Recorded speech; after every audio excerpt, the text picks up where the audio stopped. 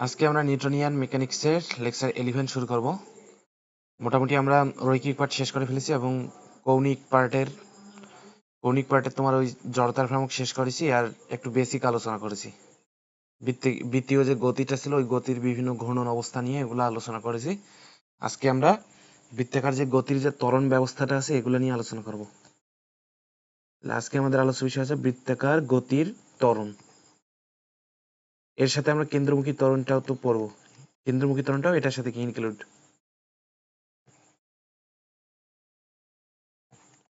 বৃত্তাকার গতির ত্বরণ, ঠিক আছে। তো আমরা বৃত্তাকার গতির ত্বরণকে দুই ভাগে ভাগ করতে পারি, ঠিক আছে। একটা হচ্ছে আমাদের রৈখিক ত্বরণ, অর্থাৎ একটা যে বৃত্তাকার পথে একটা বস্তু যখন ঘোরে তখন ওর আসলে শুধু যে কৌণিক ত্বরণ থাকে এরকম না, ওর রৈখিক ত্বরণও থাকে, ঠিক আছে। রৈখিক আর একটা হচ্ছে কৌণিক ত্বরণ। রৈখিক ত্বরণ, কৌণিক ত্বরণ। আবার কৌণিক ত্বরণ তো আমরা বুঝি, রৈখিক ত্বরণটা আবার এখানে যে বৃত্তীয় যে ব্যবস্থাটা আছে এখানে রৈখিক ত্বরণ আবার কয়েকটা টাইপে থাকে।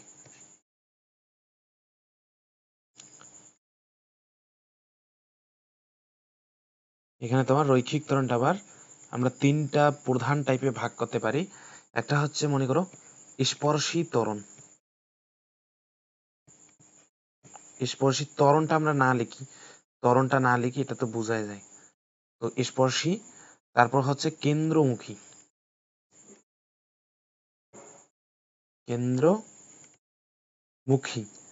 আরেকটা হচ্ছে নিট রৈখিক ত্বরণ। নিট রৈখিক, ঠিক আছে, নিট রৈখিক। এগুলো আমি বুঝাবো, প্রতিটা বুঝাবো, ঠিক আছে। কৌণিক ত্বরণটা, প্রথমত আমরা কৌণিক ত্বরণটা নিয়ে আলোচনা করি। কৌণিক ত্বরণ, একটা বস্তু যখন বৃত্তাকার পথে ঘুরতে থাকে, বৃত্তাকার পথে যখন একটা বস্তু ঘুরতে থাকে, মনে করো এই পয়েন্টে আমার একটা বস্তু আছে যেটা তোমার এই বৃত্তাকার পথে পরিধি বরাবর, ওর চলার পথটা কিন্তু এই পরিধি বরাবর বস্তুটা ঘুরবে। তো এখানে তোমার যখন বস্তুটা ঘুরবে তখন ওর যে ত্বরণের যে অবস্থাগুলো কোনটা কি ত্বরণ সেটা আমি একটু এখানে ইন্ডিকেট করে দেখাই। তো এই যে এইটা মনে করো কেন্দ্র, যেটাকে কেন্দ্র করে ও ঘুরতেছে। আমি এখানে একটা রেখা টেনে দিই তাহলে আরো ক্লিয়ার বোঝা। হ্যাঁ, তো এই পথে তোমার পরিধি বরাবর বস্তুটা ঘুরতেছে, ঠিক আছে, ঘুরতেছে। এখন এখানে তোমার যে ঘোরে, তো ঘোরাতে তোমার আসলে কি, এখানে মনে করো তোমার এই পয়েন্টে, অর্থাৎ যে পয়েন্টটা আছে এ পয়েন্ট, আমি এটাকে এ পয়েন্ট নাম দিতে পারি। এ পয়েন্টে তোমার মনে করো ওর যে কৌণিক বেগ সেটা হচ্ছে ওমেগা নট। আর একটা পয়েন্ট মনে করো আমি নিব, সেটা হচ্ছে বি পয়েন্ট। এই পয়েন্টটাকে আমি বি পয়েন্ট দ্বারা মার্ক করতে পারি। এই পয়েন্টটা হচ্ছে আমার বি পয়েন্ট। তো বি পয়েন্টে আমার বেগ যেটা হচ্ছে সেটা হচ্ছে ওমেগা।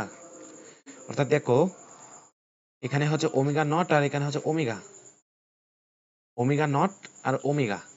এখানে কিন্তু কৌণিক বেগটা সেম না, কৌণিক বেগ কিন্তু ভিন্ন। এই পয়েন্টগুলোতে তোমার কি কৌণিক বেগ ভিন্ন আসতেছে, অর্থাৎ এখানে আমরা কৌণিক বেগটা চেঞ্জ করতেছি। তো কৌণিক বেগ যদি তোমার চেঞ্জ হয় তাহলে কৌণিক বেগের যে পরিবর্তন সেটাকে আমরা কৌণিক ত্বরণ বলি, অর্থাৎ ডি ডিটি অফ ওমেগা। এটা হচ্ছে তাৎক্ষণিক ত্বরণ, ডি ডিটি অফ ওমেগা, ঠিক আছে। কৌণিক ত্বরণ বলতে আমরা যদি কিছু বলা না থাকে যে আসলে কিরকম ত্বরণ, আমরা কিন্তু এর পূর্ববর্তী লেকচারে দেখেছিলাম যে দুইটা ত্বরণ হতে পারে, একটা হচ্ছে তাৎক্ষণিক ত্বরণ আর একটা হচ্ছে গড় কৌণিক ত্বরণ। একটা হচ্ছে তাৎক্ষণিক কৌণিক ত্বরণ আর একটা হচ্ছে গড় কৌণিক ত্বরণ। কিন্তু কোনো কিছু বলা না থাকলে আমরা মূলত তোমার কি বের করি, তাৎক্ষণিক কৌণিক ত্বরণটা বের করি। অর্থাৎ এটা হচ্ছে কি সময়ের সাপেক্ষে তোমার ওমেগা বা কি কৌণিক বেগের পরিবর্তনের হার, সময়ের সাপেক্ষে ওমেগা বা কৌণিক বেগের পরিবর্তনের হারটা হচ্ছে কৌণিক ত্বরণ। আচ্ছা দাঁড়াও একটা জিনিস, ঠিক আছে। তাহলে আমরা কি বুঝলাম, কৌণিক ত্বরণটা হচ্ছে তোমার সময়ের সাপেক্ষে ওমেগার পরিবর্তনের হার, এটা হচ্ছে কৌণিক ত্বরণ। এখন তোমার এই জিনিসটা আমি বোঝাবো যে রৈখিক ত্বরণের যে অংশটুকু, এটা তো কৌণিক ত্বরণটা আমরা আশা করি বুঝলাম। এই পার্টটুকু আমি কাট করে নেক্সট পেজে অ্যাড করব। অ্যাড করে আমি প্রতিটা ত্বরণ আবার কি সিঙ্গেল সিঙ্গেল ভাবে উপস্থাপন করতেছি। দেখো, রৈখিক ত্বরণটা হচ্ছে তোমার স্পর্শী ত্বরণ, স্পর্শী কেন্দ্রমুখী, আর একটা কি নিট রৈখিক ত্বরণ। তাহলে এই টার্মগুলো একটু বুঝাই।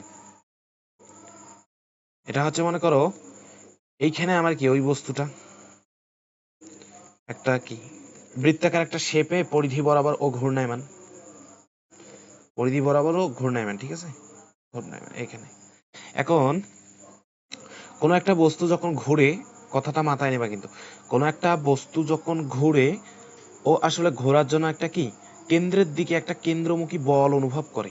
কেন্দ্রমুখী বল ছাড়া কিন্তু ঘোরা অসম্ভব, ঠিক আছে। এখানে আমি জিনিসটা একটু লিখে রাখি, যেটা হচ্ছে কেন্দ্রমুখী কেন্দ্রমুখী বল লাগবেই যদি আমরা কি লাগবেই ঘোরার জন্য, অর্থাৎ কোনো একটা বস্তু কোনো কিছুকে কেন্দ্র করে ঘোরার জন্য অবশ্যই কেন্দ্রমুখী একটা বল কি লাগে, কেন্দ্রমুখী বল লাগে।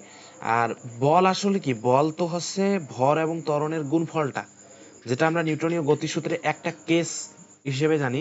সেটা হচ্ছে এরকম না, এফ হচ্ছে এম এ, এটা হচ্ছে কি বল এবং ভর এবং ত্বরণের গুণফলটা হচ্ছে বল। এখন কেন্দ্রমুখী যেটা হচ্ছে কি সেন্ট্রিপেটাল ফোর্স, তো সেটাকে আমরা সি দ্বারা প্রকাশ করতেছি। যখন এফ সি লিখবো তখন এসি দ্বারা এটাকে কি আইডেন্টিফাই করলাম, অর্থাৎ ভরের সাথে আমরা কেন্দ্রমুখী ত্বরণটা গুণ করলে আমরা কি কেন্দ্রমুখী বল পাই। তাহলে এই এসিটা আমার হচ্ছে কি, এই এসিটা আমার হচ্ছে কেন্দ্রমুখী, কেন্দ্রমুখী হচ্ছে কি ত্বরণ, এসিটা হচ্ছে আমার কেন্দ্রমুখী ত্বরণ, ঠিক আছে, কেন্দ্রমুখী। অর্থাৎ এখানে আমার যে বলটা আসতেছে সেন্ট্রিপিটাল ফোর্স কেন্দ্রমুখী বল, সেটা হচ্ছে ভর এবং ত্বরণের গুণফল, যে ত্বরণটা লাগতেছে সেটা হচ্ছে কেন্দ্রমুখী, কেন্দ্রমুখী অর্থাৎ কোনো একটা বস্তু ঘোরার জন্য তার এই দিক বরাবর তাহলে কি থাকতেছে আমার এসি, অর্থাৎ একটা কেন্দ্রমুখী ত্বরণ অ্যাক্টিভ। আবার যখন এই বস্তুটা যখন ও পরিধি বরাবর যখন ঘূর্ণায়মান, তখন আসলে ওর যে স্পর্শক আছে কোনো একটা নির্দিষ্ট একটা পয়েন্ট এখানে, সেটা এই পয়েন্টটা এখানেও হতে পারে, আবার সেই পয়েন্টটা এখানেও হতে পারে, আমি অনিশ্চিত। যে কোনো একটা পয়েন্টে আমার যদি তাৎক্ষণিকভাবে অনেক কিছু নির্ণয় করতে বলে, সেই কেসটা আমি দেখাচ্ছি। তো সেটা আমি যে কোনো একটা পয়েন্ট হিসাব করার খাতিরে নিছি, সেটা হচ্ছে এই পয়েন্টটা। তো এই পয়েন্টে আমার কেন্দ্রমুখী বল লাগবে ঘোরার জন্য, অর্থাৎ বস্তুটা যদি ঘুরি, সামান্য একটু যদি ঘুরে, তাহলে ওর কি ঘুরবে আসলে কি কারণে, এমন না যে ঘোরার কারণে কেন্দ্রমুখী বল উৎপন্ন হয়েছে, এরকম না, কেন্দ্রমুখী বল থাকার কারণে ও আসলে ঘুরবে। অর্থাৎ কোনো বস্তু ঘোরার জন্য প্রথম শর্ত হচ্ছে আগে কেন্দ্রমুখী বলের যোগান দিতে হবে। আমি কেমনে পারি, আমাকে কেন্দ্রমুখী বল একটা লাগবে। তো এটা গেল আমার কেন্দ্রমুখী ত্বরণ। এখন বস্তু যখন এভাবে ঘুরে, তখন আসলে ওর ওই পয়েন্টে স্পর্শক যদি আমরা আঁকি, ওই পয়েন্টে আমি একটা স্পর্শক অঙ্কন যদি করি, ধরো এই পয়েন্টে আমি একটা স্পর্শক নিলাম, ঠিক আছে, এই পয়েন্টে স্পর্শক নিলাম। এই স্পর্শক বরাবর তোমার আরেকটা ত্বরণ কাজ করে, সেটা হচ্ছে এটি, এটা হচ্ছে স্পর্শী ত্বরণ। দেখো, কেন্দ্রমুখী ত্বরণকে আমরা কি দ্বারা প্রকাশ করলাম, এসি, স্পর্শী ত্বরণকে আমরা প্রকাশ করতেছি এটি, আর নিট রৈখিক ত্বরণটা আমরা এটা পরে প্রকাশ করি। দাঁড়াও, এটা হচ্ছে তোমার, এটা তোমরা এ দ্বারা আচ্ছা দাঁড়াও, তাহলে দেখো, বস্তু যখন ঘুরে যে পয়েন্টে আমাদের বস্তুটা থাকে, ওই পয়েন্টে যদি একটা স্পর্শক অঙ্কন করা হয়, তো ওই দিক বরাবর একটা ত্বরণ কাজ করে। অর্থাৎ কেন্দ্রমুখী ত্বরণ হচ্ছে কেন্দ্রের দিকে, আর একটা ত্বরণ হচ্ছে স্পর্শক বরাবর অ্যাক্টিভ, ওই ত্বরণটাকে আমরা বলতেছি স্পর্শী ত্বরণ, ঠিক আছে, স্পর্শী ত্বরণ, স্পর্শী ত্বরণ। আবার কোনটার কাজ কি এটাও আমি কি খোলসা করে বলে দেব, এটা হচ্ছে স্পর্শী ত্বরণ। আর নিট রৈখিক ত্বরণ বলতে আমি এটা বোঝাচ্ছি, দেখো দুইটা ভেক্টর 90 ডিগ্রি অ্যাঙ্গেলে অ্যাক্টিভ, অর্থাৎ একটা যদি আমরা কেন্দ্র থেকে যদি কোনো একটা পয়েন্টে, আমরা তো এগুলো জানি উপপাদ্য হিসাবে, যে কোনো কেন্দ্র থেকে কোনো একটা পয়েন্টে যদি আমরা রেখা টানি এবং সেখানে যদি একটা স্পর্শক অঙ্কন করা হয়, তাহলে রেখা দুইটা পরস্পরে 90 ডিগ্রি অ্যাঙ্গেল করে কি থাকে, 90 ডিগ্রি অ্যাঙ্গেল করে থাকতেছে তোমার এটা। তাহলে এই কোণটা আমার আসতেছে 90 ডিগ্রি, আশা করি তোমরা জিনিসটা বুঝেছো। এই কোণটা আমার কত, 90 ডিগ্রি, এটা হচ্ছে 90 ডিগ্রি। তাহলে এখানে যে কাহিনীটা হয়েছে, এটা হচ্ছে এই আমি একটু মার্ক করে দেই, এটা হচ্ছে এই তোমার স্পর্শী যে ত্বরণটা আছে, এই ত্বরণ আর কেন্দ্রমুখী যে ত্বরণটা আছে, এই দুইটা একটা ভেক্টর আকারে, কারণ কি ত্বরণ হচ্ছে তোমার ভেক্টর রাশি, তো একটা কেন্দ্রের দিকেই, অর্থাৎ ওই যে পয়েন্টটা আছে পরিধিতে, যে পয়েন্ট আছে ওই পয়েন্ট থেকে তোমার কেন্দ্রের দিকে হচ্ছে কেন্দ্রমুখী ত্বরণ, আর ওখানে যদি আমি একটা স্পর্শক অঙ্কন করি, তো স্পর্শক বরাবর আমার কাজ করবে স্পর্শী ত্বরণ। তো এই দুইটা ভেক্টরের একটা লব্ধি আছে না, তাহলে লব্ধিটা কি হবে বলতে পারবা? লব্ধি হচ্ছে ওদের মধ্যবিন্দু দিয়ে যাবে একটা লব্ধি। তো এই যে তোমার এই লব্ধিটা আছে, তো এই লব্ধিটা আমার হচ্ছে কি নিট ত্বরণ। এটাকে যদি আমরা এ টোটাল দ্বারা প্রকাশ করি, এ টোটাল,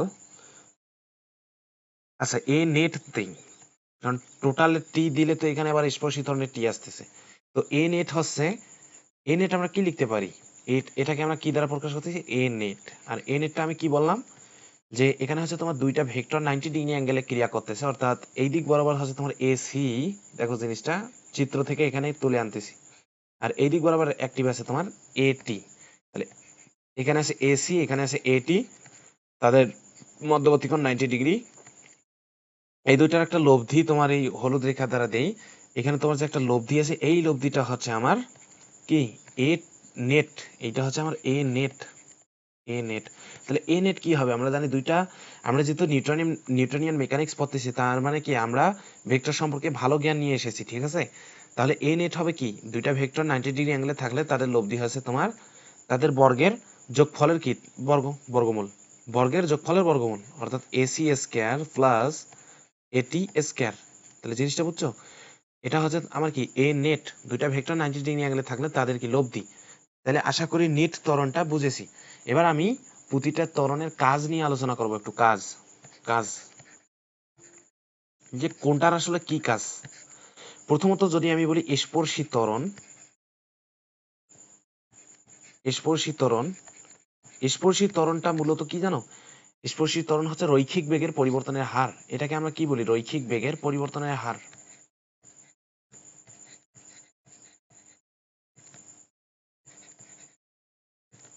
রৈখিক বেগের পরিবর্তনের হার, এটাকে আমরা বলতেছি স্পর্শী ত্বরণ। তাহলে রৈখিক বেগটা কি, এখানে তোমার তোমার যে আসলে স্পর্শী ত্বরণটা তোমার কাজ করতেছে ওই পয়েন্টে স্পর্শক বরাবর, আর রৈখিক বেগটাও কাজ করবে তোমার ওই পয়েন্টে স্পর্শক বরাবর। তুমি যদি এখানে একটা পয়েন্ট নাও, তো এই পয়েন্টে স্পর্শক অঙ্কন করলে আসলে আমার রৈখিক বেগে, অর্থাৎ জিনিসটা কি, যে এখানে কত বেগে তোমার বস্তুটা ঘুরতেছে, সেটা তো একটা ওমেগা, সেটা হচ্ছে কৌণিক ত্বরণ।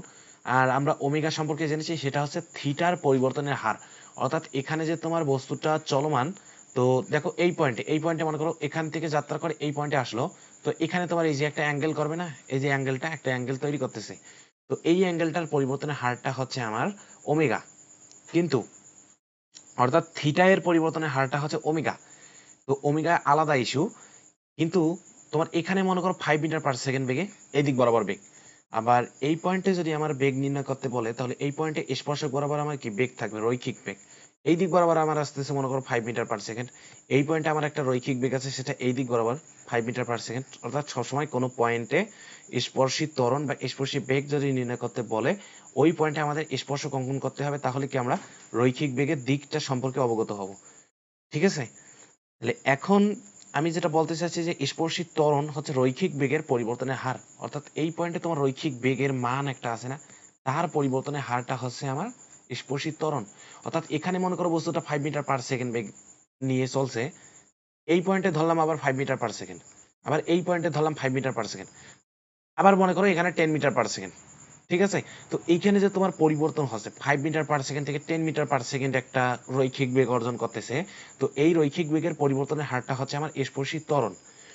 তাহলে কি বুঝলা, স্পর্শী ত্বরণটা হচ্ছে আসলে মানের পরিবর্তন হয় কিনা, মানের পরিবর্তন হওয়া লাগবে, মানের পরিবর্তন, এটা কিন্তু দিকের পরিবর্তন না। তাহলে স্পর্শী যে ত্বরণটা, এটা হচ্ছে মানের পরিবর্তন। অর্থাৎ মনে করো এখানে বস্তুটা 5 মিটার/সেকেন্ড বেগে চলতেছে, এখানে 10 মিটার/সেকেন্ড বেগে চলতেছে, তখন কিন্তু দেখো 5 থেকে 10, এখানে 5 এখানে 10, মানের পরিবর্তন হয়েছে, তার মানে এখানে কি আসলে স্পর্শী ত্বরণ আছে।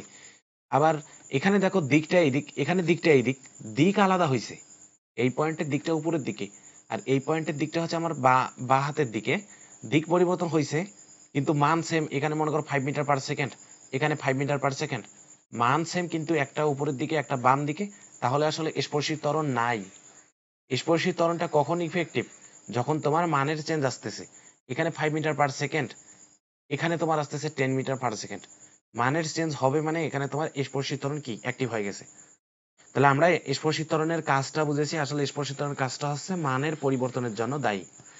তারপর তোমার যে দ্বিতীয় যেটা আসতেছে কেন্দ্রমুখী। কেন্দ্রমুখী নিয়ে অলরেডি তোমরা ধারণা পেয়েছো।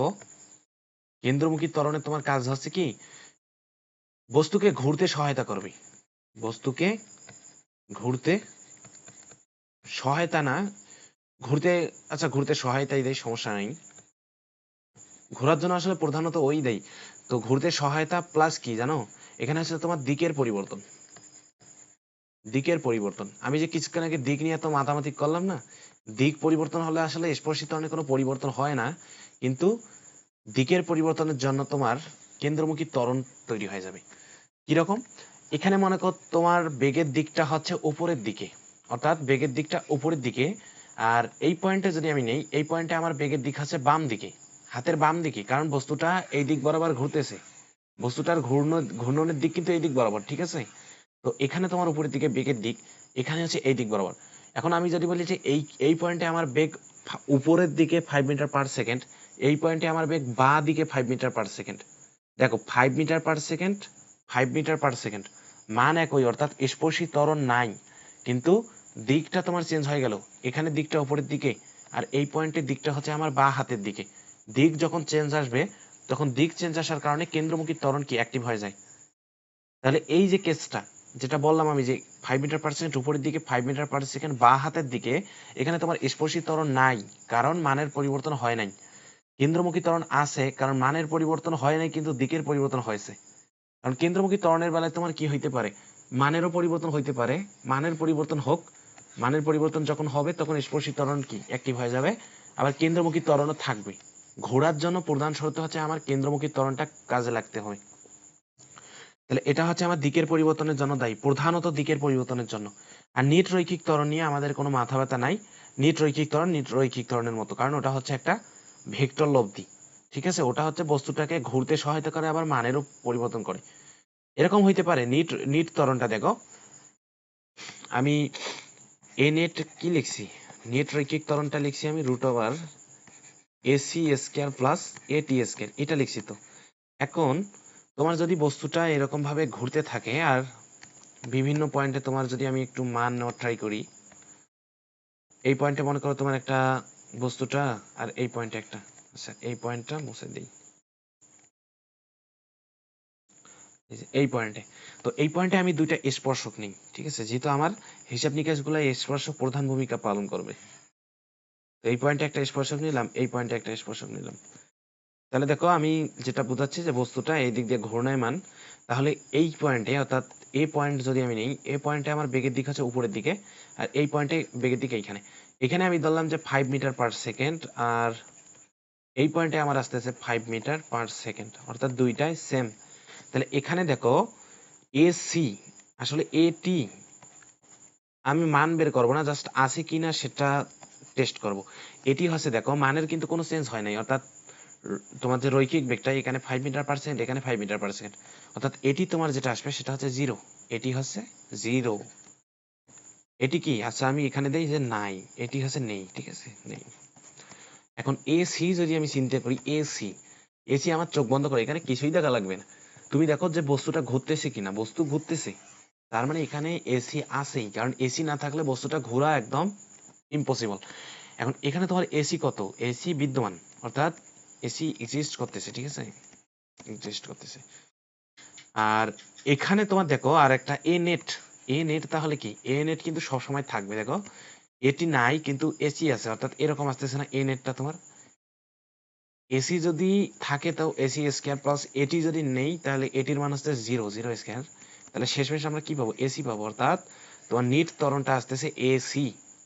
আবার যদি তোমার দেখো যে মানেরও পরিবর্তন আসতেছে, তখন মানের যখন পরিবর্তন আসবে, অর্থাৎ ধরো এইভাবে ঘুরতেছে, আর এখানে তোমার উপরের দিকে আসতেছে 5 মিটার/সেকেন্ড, আর এই পয়েন্টে আসতেছে তোমার 10 মিটার/সেকেন্ড।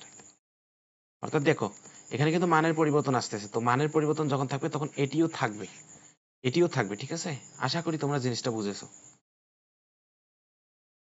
তাহলে এখন আমরা এই টাইপের একটু আচ্ছা একটু রিলেশন সম্পর্কিত কিছু বলি, যে রিলেশন নিয়ে একটু একটাই দেখাবো। সেটা হচ্ছে বস্তু এরকম যদি ঘূর্ণন মানে কোনো বস্তু থাকে, তো তার জন্য আমার রিলেশনটা লাগবে।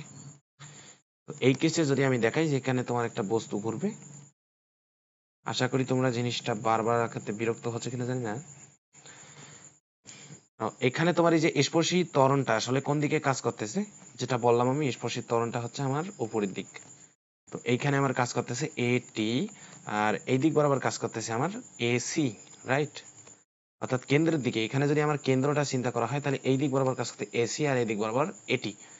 এখন আমার কথা হচ্ছে, আচ্ছা এটাকে আমি কি দ্বারা প্রকাশ, কৌণিক ত্বরণটাকে আলফা দ্বারা প্রকাশ করা হয়, এটা লিখছি কিনা একটু দেখে আসি।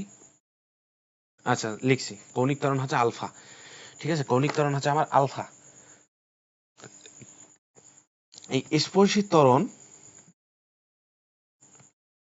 ত্বরণ হচ্ছে এটি, আর আর যদি বৃত্তের ব্যাসার্ধ হয়, অর্থাৎ এই মানটুকু, এই যে এখান থেকে এই মানটুকু যদি আমার আর হয়, এখান থেকে এই মানটুকু যদি আমার আর হয়, এটি হচ্ছে কি আলফা আর। তাহলে জিনিসটা দেখো, এটি হচ্ছে আলফা আর, এটি হচ্ছে আলফা আর। আশা করি জিনিসটা বুঝছো। এটি হচ্ছে আলফা আর। সেটা কোন কেসে? এই রকম বৃত্তাকার গতি, অর্থাৎ বৃত্তীয় গতির বেলায় স্পর্শীয় ত্বরণ ও কৌণিক ত্বরণের মধ্যে সম্পর্ক, এটা আমি লিখে দিই যে স্পর্শী ত্বরণ ও কৌণিক ত্বরণের মধ্যে সম্পর্ক।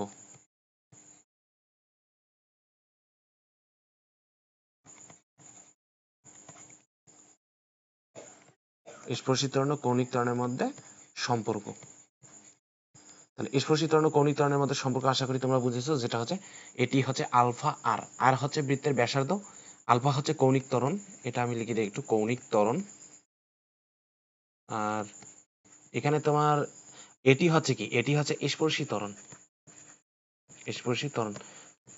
আমি পূর্ববর্তী ক্লাসে কিন্তু একটা দেখিয়েছিলাম যে ভি হচ্ছে কি ওমেগা ক্রস আর, এরকম দেখিয়েছিলাম না, ওমেগা ক্রস আর। তো এখান থেকে শেষমেশ এই বৃত্তাকার গতির জন্য আমরা কি পাই, ভি হচ্ছে ওমেগা আর। তাহলে এই জিনিসটার সাথে একটু তুলনা করো, এখানে ভি হচ্ছে ওমেগা আর, এখানে হচ্ছে এটি হচ্ছে আলফা আর। দেখো জিনিসটা একটু তুলনা করো যে মিলে কিনা। আসলে এইখানে তোমার ব্যাসার্ধ ছিল, এখানেও ব্যাসার্ধ আছে মানলাম। এখানে ভি হচ্ছে রৈখিক বেগ, এখানে এটি হচ্ছে রৈখিক ত্বরণ বা স্পর্শী ত্বরণ। আর আলফা হচ্ছে এখানে তোমার কৌণিক ত্বরণ, ওমেগা হচ্ছে কৌণিক বেগ। আশা করি তোমরা জিনিসটা রিলেট করতে পারছো, ঠিক আছে? তাহলে আমি নেক্সট একটা ম্যাথ বোঝাবো, তাহলে আশা করি দুটা ম্যাথ বোঝালে তোমাদের এই কনসেপ্টগুলো একটু ক্লিয়ার হবে। তাহলে দেখো একটা ম্যাথ করি, ম্যাথ 1, ঠিক আছে? দুইটা ম্যাথ করাবো, আর বাকিগুলো আমি ম্যাথ থেকেই নেওয়া কতগুলো কনসেপ্ট আমি এমনভাবে করাবো যে তোমাদের আসলে ম্যাথ মনে হচ্ছে না, মনে হবে এগুলো একটা একটা কনসেপ্ট, ঠিক আছে? তো বৃত্তাকার পথে ঘূর্ণনরত কণার বেগ দেওয়া আছে। বৃত্তাকার পথে, এই যে পথটা বলছে বৃত্তাকার পথে ঘূর্ণায়মান, এত কিছু আসলে লেখা লাগে না, মানগুলাই নিলে হয়। বৃত্তাকার পথে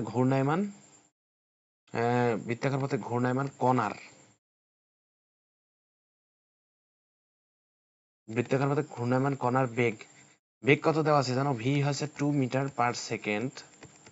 আর এখানে বলছে ব্যাসার্ধ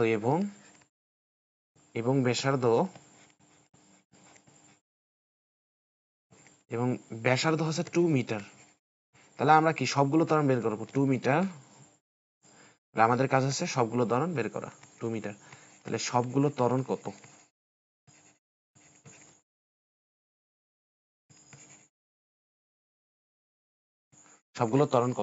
আচ্ছা দেখো, এখানে তোমার বৃত্তাকার পথে ঘূর্ণায়মান কণার বেগ দেওয়া আছে। বেগ আসলে কি, এখানে যে বেগটা দেওয়া আছে সেটা দেখো রেডিয়ান/সেকেন্ডে দেওয়া নাই। তার মানে আসলে এটা কৌণিক বেগ রিলেটেড না। কৌণিক বেগ রিলেটেড থাকলে তোমার রেডিয়ান/সেকেন্ড থাকতো। আমি এতটুকু শিওর যে এটা কৌণিক কোনো না, অর্থাৎ এই বেগটা হচ্ছে তোমার কি রৈখিক বেগ। অর্থাৎ এইখানে যে তোমার ধরো আমি একটা এক্সাক্ট কোনো, অর্থাৎ ইনস্ট্যান্ট কোনো একটা যদি পয়েন্ট কল্পনা করি যে এখানে আমার একটা পয়েন্ট নিতে হবে, তো এই পয়েন্টে আমার সে বেগের মানটা হচ্ছে আমার এটা। অর্থাৎ এখানে যেহেতু কোনো নির্দিষ্ট পয়েন্ট বলে না যে কোনো একটা নির্দিষ্ট পয়েন্টে বেগটা এত, তাহলে একটা চান্স ছিল যে এই পয়েন্টে তোমার বেগটা 2 মিটার/সেকেন্ড, এই পয়েন্টে আলাদা হতে পারে, কিন্তু এখানে বলছে কি বৃত্তাকার পথে ঘূর্ণায়মান কণার বেগ 2 মিটার পার সেকেন্ড, অর্থাৎ প্রতিটা পয়েন্টে ওর বেগ আসলে 2 মিটার পার সেকেন্ড। রৈখিক বেগটা তো আমি ধরে নিলাম এখানে তোমার বেগটা হচ্ছে 2 মিটার পার সেকেন্ড, এটা হচ্ছে আমার রৈখিক বেগ। এবং ব্যাসার্ধ, তো এখান থেকে আমার একটা ব্যাসার্ধ কল্পনা করতে হবে। এই যে এখান থেকে যদি আমি ব্যাসার্ধটা কল্পনা করি, তো ব্যাসার্ধটা হচ্ছে আমার কত, 2 মিটার। ব্যাসার্ধ হচ্ছে 2 মিটার, ঠিক আছে, ব্যাসার্ধ হচ্ছে 2 মিটার। এখন আমাকে কি বলছে, সবগুলো ত্বরণ। তো প্রথমে আমি যদি এটি বের করি, এটি হচ্ছে রৈখিক বেগের পরিবর্তনের হার, অর্থাৎ স্পর্শী ত্বরণটা হচ্ছে ডি ডিটি অফ ভি, ঠিক আছে। স্পর্শী ত্বরণটা কি, রৈখিক বেগের পরিবর্তনের হার, ঠিক আছে। তাহলে এখানে দেখো ডি ডিটি অফ ভি আমার কত 2, আর একটা কনস্ট্যান্টের ডিফারেন্সিয়াল অপারেশনের মানটা কত আসতেছে 0, অর্থাৎ এটা আসছে কি 0 মিটার পার সেক স্কয়ার। এটা হচ্ছে আমার স্পর্শী ত্বরণ। এখন যদি আমাকে এখান থেকে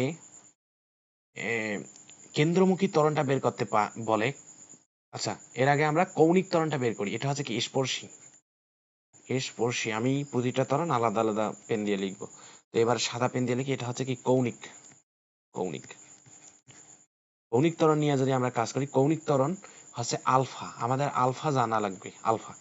তো এখন দেখো এটি আমরা জানি, আবার অর্থাৎ এই স্পর্শী ত্বরণের মানটা আমাদের কি বের হয়েছে। এখন এখান থেকে যে একটা রিলেশন ছিল না কিছুক্ষণ আগে যেটা দেখলাম, সেটা হচ্ছে এটি হচ্ছে আলফা আর, এটি হচ্ছে আলফা আর। তাহলে এখান থেকে আমরা কি লিখি, এটি যেহেতু আলফা আর, কৌণিক ত্বরণটা আসতেছে কি আলফা হচ্ছে এ টি বাই আর, এটা হচ্ছে কৌণিক ত্বরণ। তো এটি এর মান দেখো, এটি আমরা পেয়েছি 0, আর পেয়েছি আমরা 2 মিটার। তাহলে এখান থেকে তোমার আসতেছে 0 মিটার পার সেক স্কয়ার, এটা আসতেছে আমার কি কৌণিক ত্বরণ। তাহলে কৌণিক ত্বরণ আমার কি 0, স্পর্শী ত্বরণও 0, ঠিক আছে।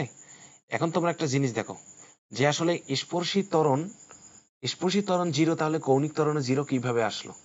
কারণ দেখো তোমার রৈখিক বেগ পরিবর্তন না হলে কিন্তু ওমেগাও চেঞ্জ হবে না, কারণ কি ভি হচ্ছে ওমেগা আর, ভি হচ্ছে ওমেগা আর। কেন এই জিনিসটা আসলো, তোমাদের প্রশ্নটা আগে মাথায় ঢোকাই, যে স্পর্শী ত্বরণ 0, তার মানে কৌণিক ত্বরণও 0, এটা কিভাবে।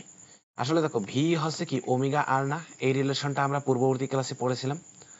ভি এর সাথে ওমেগার যে সম্পর্ক সেটা হচ্ছে, আর তো কনস্ট্যান্ট, এই জিনিসটা কনস্ট্যান্ট না, এই আরটা তো কনস্ট্যান্ট, আরটা কনস্ট্যান্ট, অর্থাৎ ভি ওমেগা ডিপেন্ডেন্ট।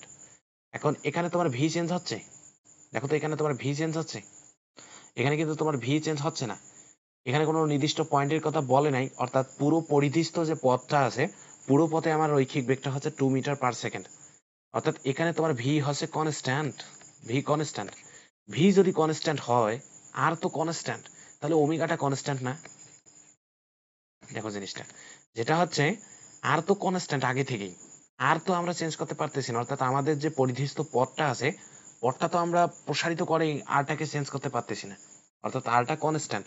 তো ভি এর সাথে ওমেগার সম্পর্ক হচ্ছে সমানুপাতিক। এখন ভি যদি তোমাদের কনস্ট্যান্ট হয়, তাহলে ওমেগা কনস্ট্যান্ট, অর্থাৎ এটি আসতেছে ভি এর পরিবর্তনের হার, অর্থাৎ ভি এর পরিবর্তনের হারটা হচ্ছে 0, ভি পরিবর্তন হচ্ছে না। এই উপরের লাইনটা, এই উপরের লাইনটার সারমর্ম হচ্ছে ভি আমার চেঞ্জ হচ্ছে না। ভি চেঞ্জ হওয়া না মানে তো ভি কনস্ট্যান্ট, আর ভি কনস্ট্যান্ট হলে আমরা অটোমেটিক্যালি বুঝতে পারতেছি যে ওমেগা কনস্ট্যান্ট হবে।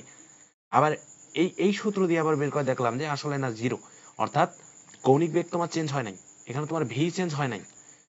ডিফারেন্সিয়াল অপারেশনের মানটা 0 আসা মানে তোমার এখানে ভিটা চেঞ্জ হয় নাই, ভি চেঞ্জ হয় নাই। এখান থেকে আমরা বলতে পারি যে ওমেগা চেঞ্জ হয় নাই।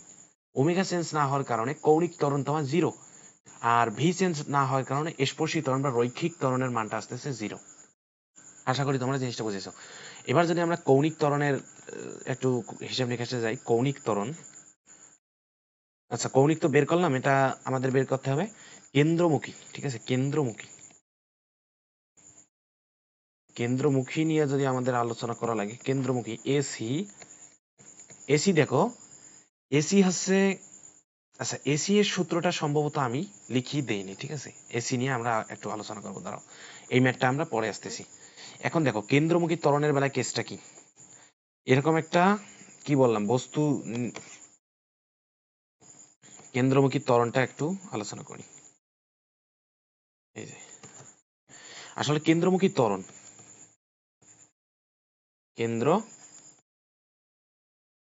কেন্দ্রমুখী ত্বরণ, ঠিক আছে। কেন্দ্রমুখী ত্বরণ কেন্দ্রমুখী ত্বরণ আসলে কি জানো? Demand acceleration. এটা হচ্ছে ডিম্যান্ড অ্যাক্সেলারেশন। এটা আবার কি হুট করে লিখলাম? অনেকের প্রশ্ন আসতে পারে যে ডিম্যান্ড অ্যাক্সেলারেশনটা কি। এটা হলো প্রথমত আমার কাজ কি? কেন্দ্রমুখী ত্বরণ আনা না, প্রথমত আমার কাজ হচ্ছে আমার যে ডিসিশনটা, আমি বস্তুটাকে ঘোরাবো। প্রথম পদক্ষেপ আমার কি? বস্তুকে ঘুরতে হবে। প্রথম পদক্ষেপ আমার বস্তুকে ঘোরাতে হবে, ঠিক আছে? তো ঘোরানোর কারণে আমাকে যেটা লাগবে মাস্ট, সেটা হচ্ছে কি? কেন্দ্রমুখী ত্বরণ লাগবে।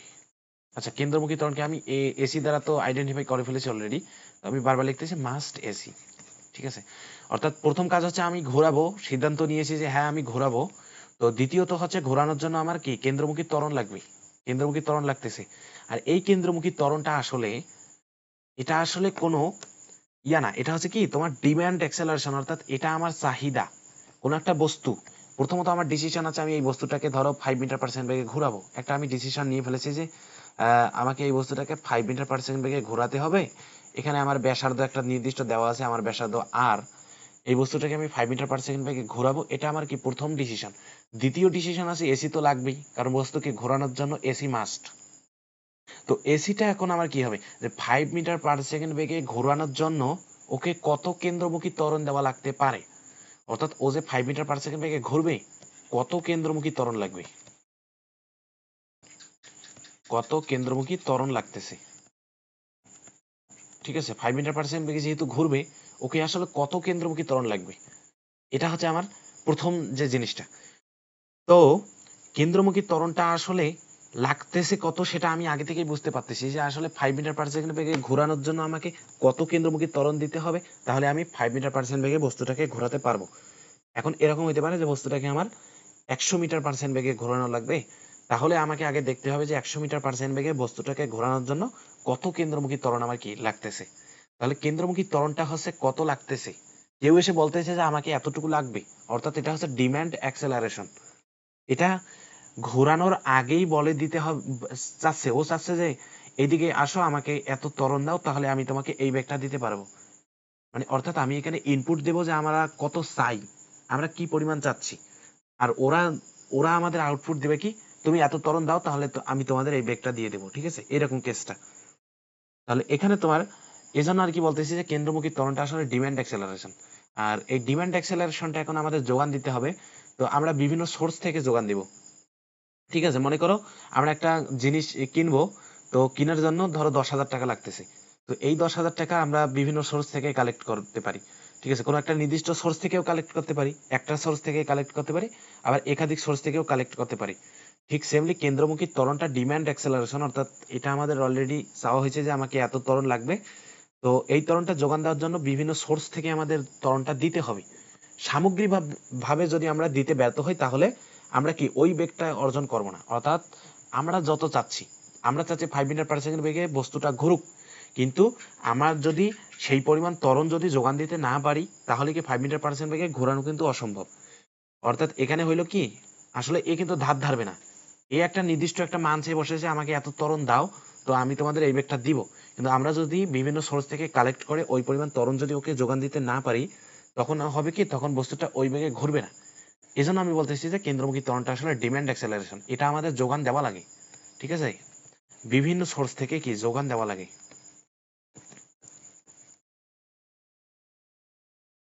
বিভিন্ন সোর্স থেকে যোগান দিব,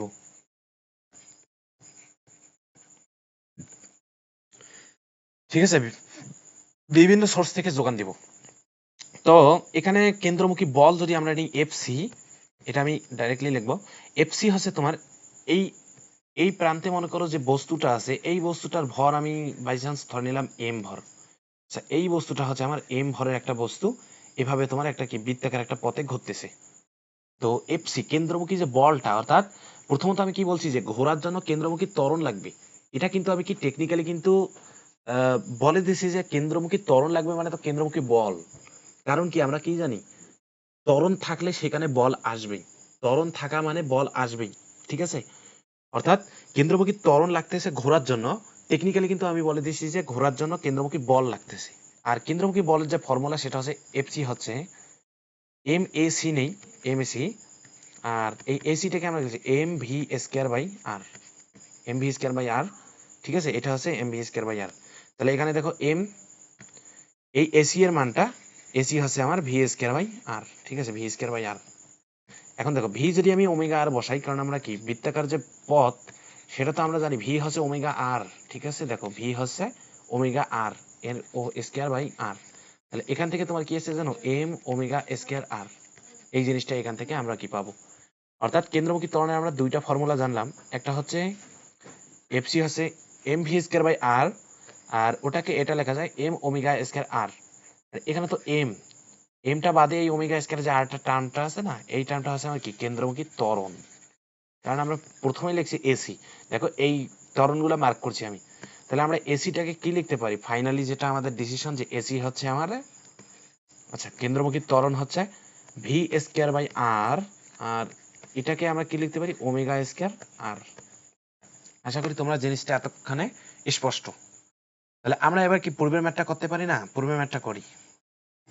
তাহলে দেখো পূর্বে কি লেখা আছে, এসি, দেখো ভি দেওয়া আছে, আরও দেওয়া আছে, তাহলে এসি হচ্ছে ভি স্কয়ার বাই আর এর ফর্মুলাটা দিয়ে করে ফেলি, V square by R. V হচ্ছে আমার কি 2 metre per second, 2 square by R হচ্ছে 2, তাহলে এখান থেকে আসতেছে 2 মিটার পার স্কয়ার। তাহলে এটা আমার কি কেন্দ্রমুখী ত্বরণ। আশা করি তোমরা জিনিসটা ক্লিয়ার, ঠিক আছে। তাহলে নেক্সট আমরা আরেকটা ম্যাথ করব। এখানে দেখো ম্যাথের টাইপটা কিরকম, যেটা হচ্ছে ভিটা কনস্ট্যান্ট একটা মান দেওয়া আছে। তো এবার আমি একটা কি ভিটা সময়ের একটা ফাংশন আকারে প্রকাশ করব, দেন একটা ম্যাথ বানাবো। আচ্ছা দেখো, তাহলে ম্যাথটা আমি আগেই খাতায় লিখে রাখছি, যেটা হচ্ছে বৃত্তাকার যে পথটা আছে, ম্যাথ 2 যদি দিই আমি, এটা ম্যাথ 2, বৃত্তাকার পথে ঘূর্ণায়মান, ঠিক আছে,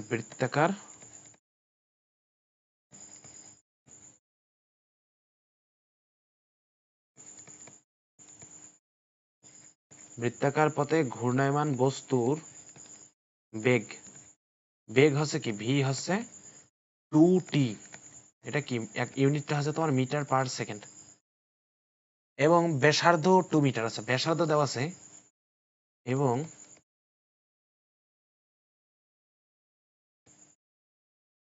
ব্যাসার্ধ 2 মিটার, টি হচ্ছে 2 সেকেন্ড আছে, টি হচ্ছে 2 সেকেন্ডে, 2 সেকেন্ডে, টি হচ্ছে 2 সেকেন্ডে সবগুলো ত্বরণ।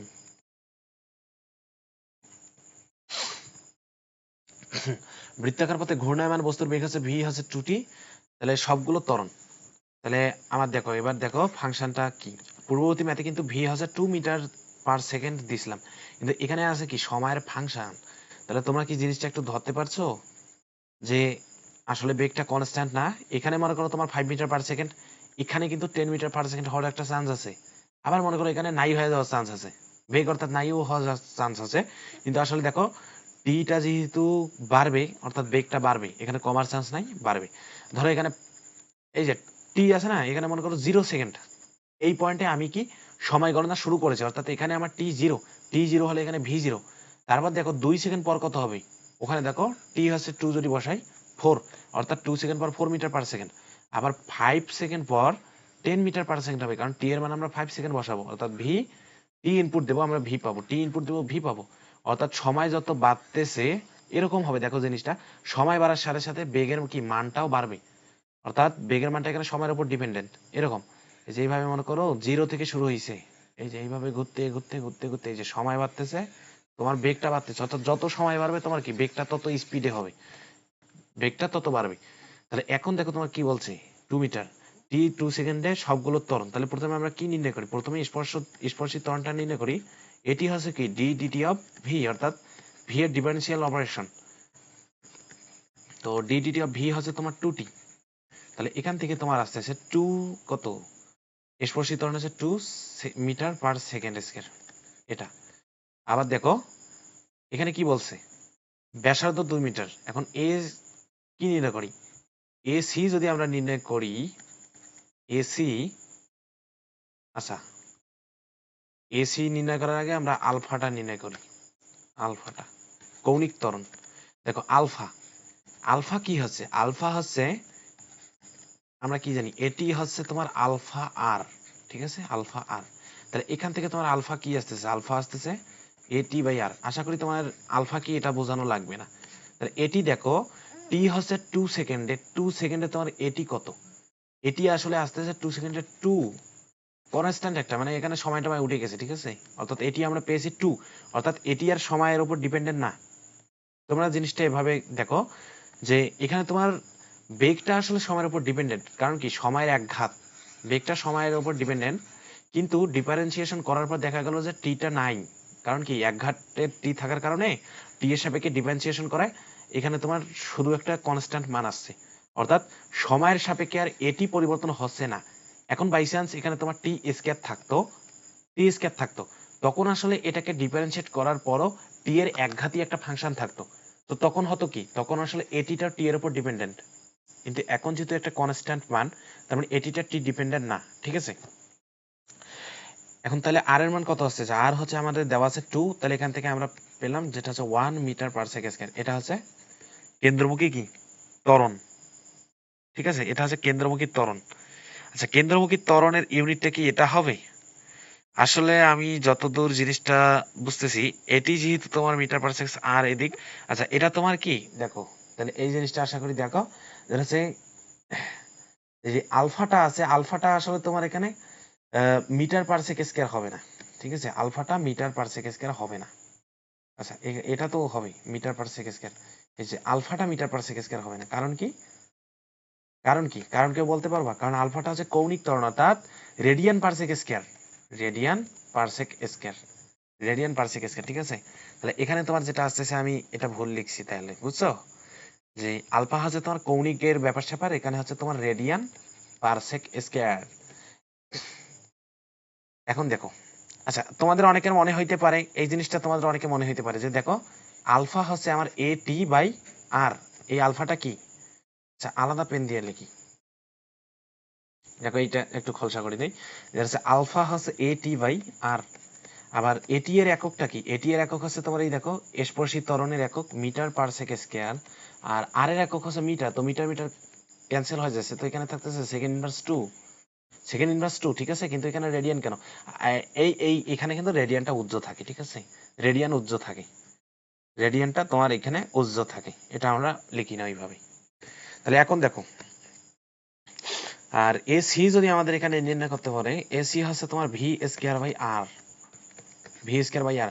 এখন দেখো ভি কত বসাবো, টি হচ্ছে 2 সেকেন্ডে আমার কি লাগতেছে, 2 সেকেন্ডে আমার সবগুলা ত্বরণ লাগতেছে, তো 2 সেকেন্ডে আমার ভি লাগবে, তাহলে আমার যদি এখানে একটা ফাংশন দেওয়া আছে 2 সেকেন্ডে, তাহলে আমি ভি বের করতে পারবো, দেখো 2 সেকেন্ডে যদি টি এর মান যদি 2 বসাই, তাহলে ভি এর মান আমরা 4 পাবো, অর্থাৎ এখানে ভি এর মান হচ্ছে 4 স্কয়ার বাই আর এর মান হচ্ছে 2, তো এখানে আসতেছে 8 মিটার পার সেকেন্ড স্কয়ার। কেন্দ্রমুখী ত্বরণটা একটা রৈখিক, এটা একটা রৈখিক ত্বরণের মতো, তো এই কারণে আর কি তোমার কি আসতেছে এই মিটার পার সেকেন্ড স্কয়ার ইউনিটে প্রকাশ করব, ঠিক আছে, আমরা কিন্তু রৈখিক ত্বরণটাকে স্পর্শী ত্বরণে নিচ্ছি, ঠিক আছে, আর প্রধানত স্পর্শী ত্বরণটাকে মূলত আমরা রৈখিক ত্বরণ নামে চিনি, স্পর্শী ত্বরণটাকে আমরা রৈখিক ত্বরণ নামেই চিনি, কিন্তু আসলে রৈখিক ত্বরণের মাঝে কেন্দ্রমুখী ত্বরণটা ইনক্লুড, স্পর্শী ত্বরণ ইনক্লুড, আবার নিট ত্বরণটাও ইনক্লুড, ঠিক আছে, সবগুলো ত্বরণ গেল। এখন এখান থেকে আমরা নিট ত্বরণটা বের করতে পারবো না, ইনিট যদি আমরা বের করতে যাই,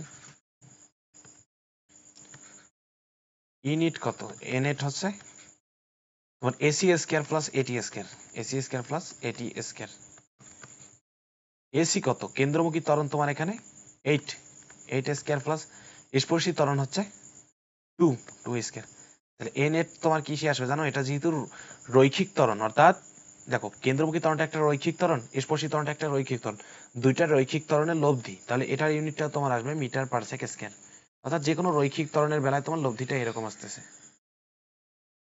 আশা করি তোমরা জিনিসটা এতক্ষণে বুঝেছো। তাহলে এখন যদি আমি কেন্দ্রমুখী ত্বরণের মেইন ব্যাপার স্যাপার গুলায় চলে আসি, কেন্দ্রমুখী ত্বরণের মেইন ব্যাপার স্যাপার দেখি কত মিনিট হয়েছে। আচ্ছা দেখো 44 মিনিট হয়ে গেছে অলরেডি। তাহলে দেখো এখন আমি কেন্দ্রমুখী ত্বরণের মেইন ব্যাপার স্যাপারে চলে আসবো। কেন্দ্রমুখী ত্বরণ ধামাকা অনেক ইম্পর্টেন্ট জিনিস পড়াবো কিন্তু, বুঝছো, এই এই জিনিসগুলো হচ্ছে মূল, এতক্ষণে যেগুলো বললাম ওগুলো কিন্তু অত ইম্পর্টেন্ট না, বেসিকের জন্য ইম্পর্টেন্ট, কিন্তু এই যে জিনিসগুলো এখন যেগুলো পড়াবো এগুলো কিন্তু খুবই ইম্পর্টেন্ট। কেন্দ্রমুখী ত্বরণ ধামাকা দিই কেমন, কেন্দ্রমুখী ত্বরণ ধামাকা। দেখো তাহলে যেটা হচ্ছে কেন্দ্রমুখী ত্বরণ হচ্ছে কি আমাদের যোগান দেওয়া লাগে। আমরা কি বলছি, কেন্দ্রমুখী ত্বরণ হচ্ছে একটা ডিমান্ড অ্যাক্সেলারেশন, অর্থাৎ এটা আমাদের চাওয়া হবে, আমরা যোগান দেব। এখন কোনো বস্তু ঘোরার জন্য নির্দিষ্ট একটা বেগ আমরা দিতে চাচ্ছি যে আমি ওকে এত বেগে ঘোরাবো। এখন আমি যদি ও যত বেগে ঘোরাবে একটা ফাংশনের মতো একটা কাজ করে যে আমি বেগ ইনপুট দেবো যে হ্যাঁ আমার এত বেগ লাগবে, তো ওখান থেকে ও আউটপুট দেবে যে এই যে নাও এত ত্বরণ এনে দাও, আমি এত বেগ দিচ্ছি। তো ওই ত্বরণটা আমাদের যোগান দিতে হবে বিভিন্ন সোর্স থেকে, অর্থাৎ একটা সোর্স থেকেও আমরা দিতে পারি অথবা একাধিক সোর্স থেকেও দিতে পারি। তাহলে এখন দেখো বিভিন্ন ক্ষেত্রে বিভিন্ন রকম সোর্স থাকতে পারে, সেই সোর্সগুলো নিয়ে কিন্তু আমাদের আলোচনা হবে। তাহলে প্রথম আমরা একটা কেস পড়াবো যেটা হচ্ছে আনুভূমিক কেস, আনুভূমিক বৃত্তাকার কেস।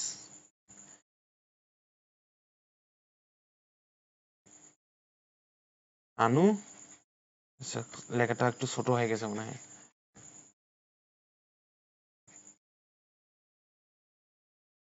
আনুভূমিক কি, আনুভূমিক বৃত্তাকার, অর্থাৎ বৃত্তাকার যে ঘূর্ণনের যে কি দিকটা থাকতেছে এটা হচ্ছে তোমার আনুভূমিক এরকম। আচ্ছা এটা তো নিরেট বোঝাচ্ছে, এটা ক্যান্সেল করে দেই।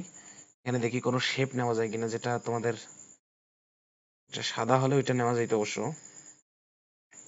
আচ্ছা এটাই নেই, তোমরা জিনিসটা ধরে নিবা যে এটা একটা কি বৃত্তাকার একটা শেপ, ঠিক আছে, বৃত্তাকার একটা শেপ, ভেতরটা ফাঁপা।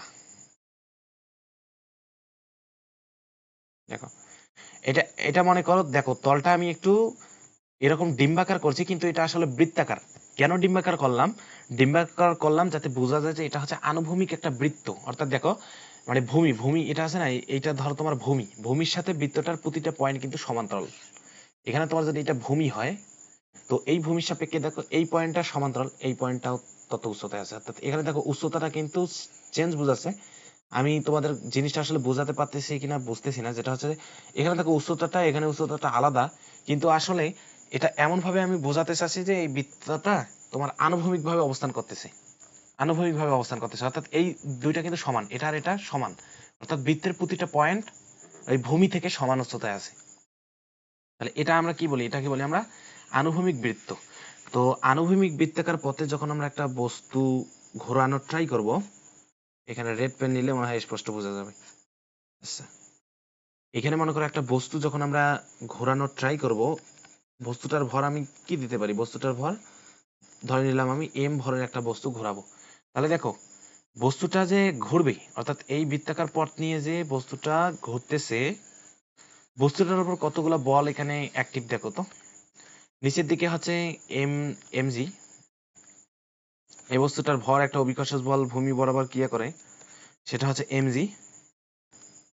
ধরো এখানে বলটা ক্রিয়া করতেছে, এটা হচ্ছে mg ভর ক্রিয়া করতেছে।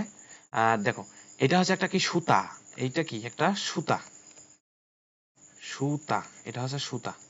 তো এই সুতা দ্বারা বস্তুটা চারিদিকে আমি ঘোরাচ্ছি, আর এখানে স্পেস আছে। তো দেখো সুতাটা বস্তুটাকে একটা টি বলে টানতেছে। এখানে তোমরা আশা করি টান নিয়ে আমি এত জিনিস বুঝাইছি, তোমরা এটা বারবার বলা লাগবে না। এটা হচ্ছে এই কেন্দ্রের দিকে, অর্থাৎ কেন্দ্রে মনে করো আমি হাত দ্বারা এইখানে সুতাটা আমি হাত দ্বারা ধরে বস্তুটাকে ঘোরাচ্ছি, আমার মাথার উপর একটা আনুভূমিক তলে, আনুভূমিক বৃত্তাকার পথে আমি বস্তুটাকে ঘোরাচ্ছি, অর্থাৎ এখানে আমি সুতাটা ধরে আছি, এই পয়েন্টে সুতাটা ধরে আমি আনুভূমিক একটা পথে বস্তুটাকে ঘোরাচ্ছি। তো বস্তুটা আমাকে টি বলে টানবে, এই বস্তুটা আমাকে টি বলে টানবে, সেটা হচ্ছে আমার ওপর প্রকৃত বল। এটা ক্রিয়া প্রতিক্রিয়ায় বোঝাইছি, ঠিক আছে। আর আমি আবার এই বস্তুটাকে টি বলে টানবো, সেটা হচ্ছে বস্তুর উপর প্রকৃত বল। আমি বস্তুকে টি বলে টানবো, সেটা হচ্ছে বস্তুর উপর প্রকৃত বল। আবার বস্তু আমাকে টি বলে টানবে, সেটা হচ্ছে আমার উপর বস্তুর দ্বারা প্রকৃত বল। কিন্তু আসলে আমার উপর প্রকৃত বলটা নিয়ে আমার কাজ নাই, আমার কাজটা হচ্ছে বস্তুর উপর প্রকৃত বলগুলো নিয়ে। তাহলে দেখো বস্তুর উপর একটা বল হচ্ছে এখানে কেন্দ্রের দিকে আমি টানতেছি, অর্থাৎ এখানে আমার একটা টেনশন ফোর্স অ্যাক্টিভ, এখানে আছে টি, এখানে টি আছে, ঠিক আছে, এখানে টি অ্যাক্টিভ আছে। দেখো তো এদিক বরাবর টি, এদিক বরাবর হচ্ছে mg। তাহলে এখন দেখো তো এখানে তোমার আসলে যে টেনশন ফোর্স, এটা তো একটা ফোর্স, ঠিক আছে, এটা একটা কি ফোর্স। তাহলে এখন দেখো ঘোরার জন্য আসলে যে তলে সেই তল বরাবর আমাদের বলগুলা নিতে হবে। তো এখানে এমজি আছে, এমজি এর এই দিক বরাবর কোনো উপাংশ আছে? এই দিক বরাবর কিন্তু কোনো উপাংশ নাই, অর্থাৎ এমজি এর এই যে এইখানে এই দিক বরাবর কোনো উপাংশ নাই। কারণ কি, এখানে তোমার অ্যাঙ্গেলটা আসতেছে 90 ডিগ্রি অ্যাঙ্গেল আসতেছে, এই অ্যাঙ্গেলটা হচ্ছে 90 ডিগ্রি। তো 90 ডিগ্রি অ্যাঙ্গেলে যখন থাকে তখন আসলে কি কোনো উপাংশ থাকে না। তাহলে দেখো এখানে কেন্দ্রমুখী বল আসলে কোন দিক দিয়ে অ্যাক্টিভ সেটা বলে নেই। কেন্দ্রমুখী বল হচ্ছে বস্তু যে তলে ঘূর্ণায়মান সেই তল বরাবর কেন্দ্রমুখী বলের যোগান দেওয়া লাগবে। ঠিক আছে, বস্তু তোমার এই যে তলটা আছে এই তলে কিন্তু ঘূর্ণায়মান, অর্থাৎ কেন্দ্রমুখী বল যতগুলো আছে যেখানেই অ্যাক্টিভ সেখানে তোমার কেন্দ্রের দিকে তোমার কি বলগুলো অ্যাক্টিভ থাকতেছে। তাহলে এখন দেখো তোমার এখানে যে টি আছে এখানে তো এমজি আছে, এমজি এর কারণে এখানে কিন্তু উপাংশ নাই। তাহলে এখানে টি সম্পূর্ণ কি আসতেছে M V square by R. আচ্ছা এটা লিখে নিই। তাহলে দেখো এফসি এর যোগানটা কে দেয় সেটা দেখো, এফসি কেন্দ্রমুখী বল, এফসি হচ্ছে টি। অর্থাৎ এখানে যে তোমার ঘোরার জন্য যে কেন্দ্রমুখী বলটা লাগতেছে কেন্দ্রমুখী বলের এখানে যোগান দেখে তোমার টি। আর এফসিটা কি লেখা যায়, এফসি হচ্ছে এম ভি স্কয়ার বাই আর, সেটা আমরা দেখলাম, বা এম ওমেগা স্কয়ার আর। ঠিক আছে, এম ওমেগা স্কয়ার আর এটা হচ্ছে আমার কি টি। তাহলে এখানে দেখো আমার টেনশন ফোর্সটা কত আসতেছে, টি হচ্ছে এম ওমেগা স্কয়ার আর বা, আচ্ছা এখানে ইকুয়াল দেই সমস্যা নেই, একবার বাদ দিছি, এম ওমেগা স্কয়ার আর এটা হচ্ছে M V square by R. তাহলে আমরা কি দেখলাম যে এখানে আসলে তোমাদের যে টান বলটা কাজ করতেছে এই টান বলটাই আসলে কেন্দ্রমুখী বলের যোগান দিচ্ছে। আমি কি বলছি আগে যে কেন্দ্রমুখী ত্বরণ হচ্ছে একটা ডিমান্ড অ্যাক্সেলারেশন, সেমলি কেন্দ্রমুখী বলটা হচ্ছে একটা ডিমান্ড ফোর্স, যেটা আমাদের চাওয়া হবে আমাদের যোগান দিতে হবে। ওই ফোর্সটা দেখো আমি এখানে এম ভরের একটা বস্তুকে ঘোরাবো, তো আনুভূমিক পথে ঘোরার জন্য আসলে আমাকে কত বেগে লাগতেছে। দেখো আমাকে যদি কেউ বলে এই যে এখানে আমি বেগ ইনপুট দেবো, এই যে এইখানে আমি বেগ ইনপুট দেবো, এখানে বেগ ইনপুট দেওয়াতে এখানে আমি কি পাবো, এটা তো আসলে এফসি, এমভি স্কয়ারটা তো আসলে এফসি, এফসিটাই টি কেন, এখানে এফসি হচ্ছে এমভি স্কয়ার বাই আর, এখানে ভি ইনপুট দেবো তাহলে একটা এফসি পাবো, কেন্দ্রমুখী বল পাবো। ওই কেন্দ্রমুখী বলের যোগানটা দেওয়ার জন্য আমাকে কি দেওয়া লাগতেছে, একটা বাইরের একটা সোর্স যেটা হচ্ছে আমার টান বল। তাহলে বাইরের সোর্সটা বলছো এইটা হচ্ছে আমার আউট ফোর্স না আউটসোর্স, যেটা আমি তোমাদের বারবার বলতেছি যে আমার একটা আউটসোর্স লাগবে, এইটা আমার আউটসোর্স, আউটসোর্স। তাহলে আশা করি জিনিসটা বুঝছো যে কেন্দ্রমুখী বলটা হচ্ছে একটা ডিমান্ড ফোর্স, যেটা আমাদের চাওয়া হবে আমাদের বিভিন্ন সোর্স থেকে যোগান দেওয়া লাগবে। এখানে আমাদের চাওয়া হয়েছে এম ভি স্কয়ার বাই আর বা এম ওমেগা স্কয়ার কেন্দ্রমুখী বল আমাদের লাগবে, এটা আমরা কোথা থেকে যোগান দেবো, এই টি থেকে যোগান দেবো। ঠিক আছে, তাহলে আমাদের যদি কেউ যদি টান বল নির্ণয় করতে বলে তাহলে আমরা এম ওমেগা স্কয়ার আর বা এম ভি স্কয়ার বার আর দ্বারা কি টান বলটা নির্ণয় করতে পারবো। আশা করি বুঝেছো। এখন দেখো উলম্ব তলে সুতার টান, উলম্ব তলে সুতার টান।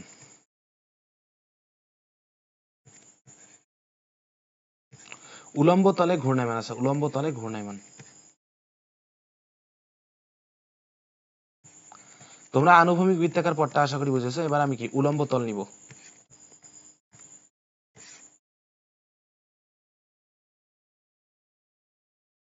উলম্ব তল। দেখো উলম্ব তলটা কি রকম, এখানে মনে কর তোমার যে এই যে বস্তুটা নিছি না, আচ্ছা এটা কি রে এরকম কেন হইলো, আচ্ছা দেখো তাহলে নিচে একটু দেখি কোনো ভালো শেপ আছে নাকি। আচ্ছা এই এই যে এখান থেকে নিছিলাম তখন। তাহলে দেখো তাহলে এইটা দেখো এবার আমি কি ডিম্বাকার করতেছি না, আমি কিন্তু তখন ডিম্বাকার করেছি কি খাতিরে, আসলে তোমার যে বৃত্তটা যে তোমার উলম্ব দিকে আছে অর্থাৎ তুমি সাইড ভিউ করতেছো ওই জিনিসটাকে, একটা আনুভূমিক আছে সরি, আনুভূমিক একটা বৃত্তকে তুমি সাইড থেকে ভিউ করতেছো, সাইড থেকে ভিউ করলে তোমার জিনিসটাকে ডিম্বাকার মনে হবে, এটা বোঝানোর জন্য আমি ডিম্বাকার ইয়া করেছিলাম। কিন্তু এখানে তোমার উলম্ব, এখানে আমাকে ডিম্বাকার আর নেওয়া লাগবে না, এখানে আমাকে আর ডিম্বাকার নেওয়া লাগবে না। তো এটা হচ্ছে আমি ডিম্বাকার পথে একটা বস্তুকে এইভাবে ঘোরাচ্ছি, এইভাবে ঘোরাচ্ছি। তো এইটা মনে করো আমার কেন্দ্রটা, আর এই কেন্দ্রতে তোমার বস্তুটা ঘুরতেছে, তাহলে এভাবে আমি নিতে পারি।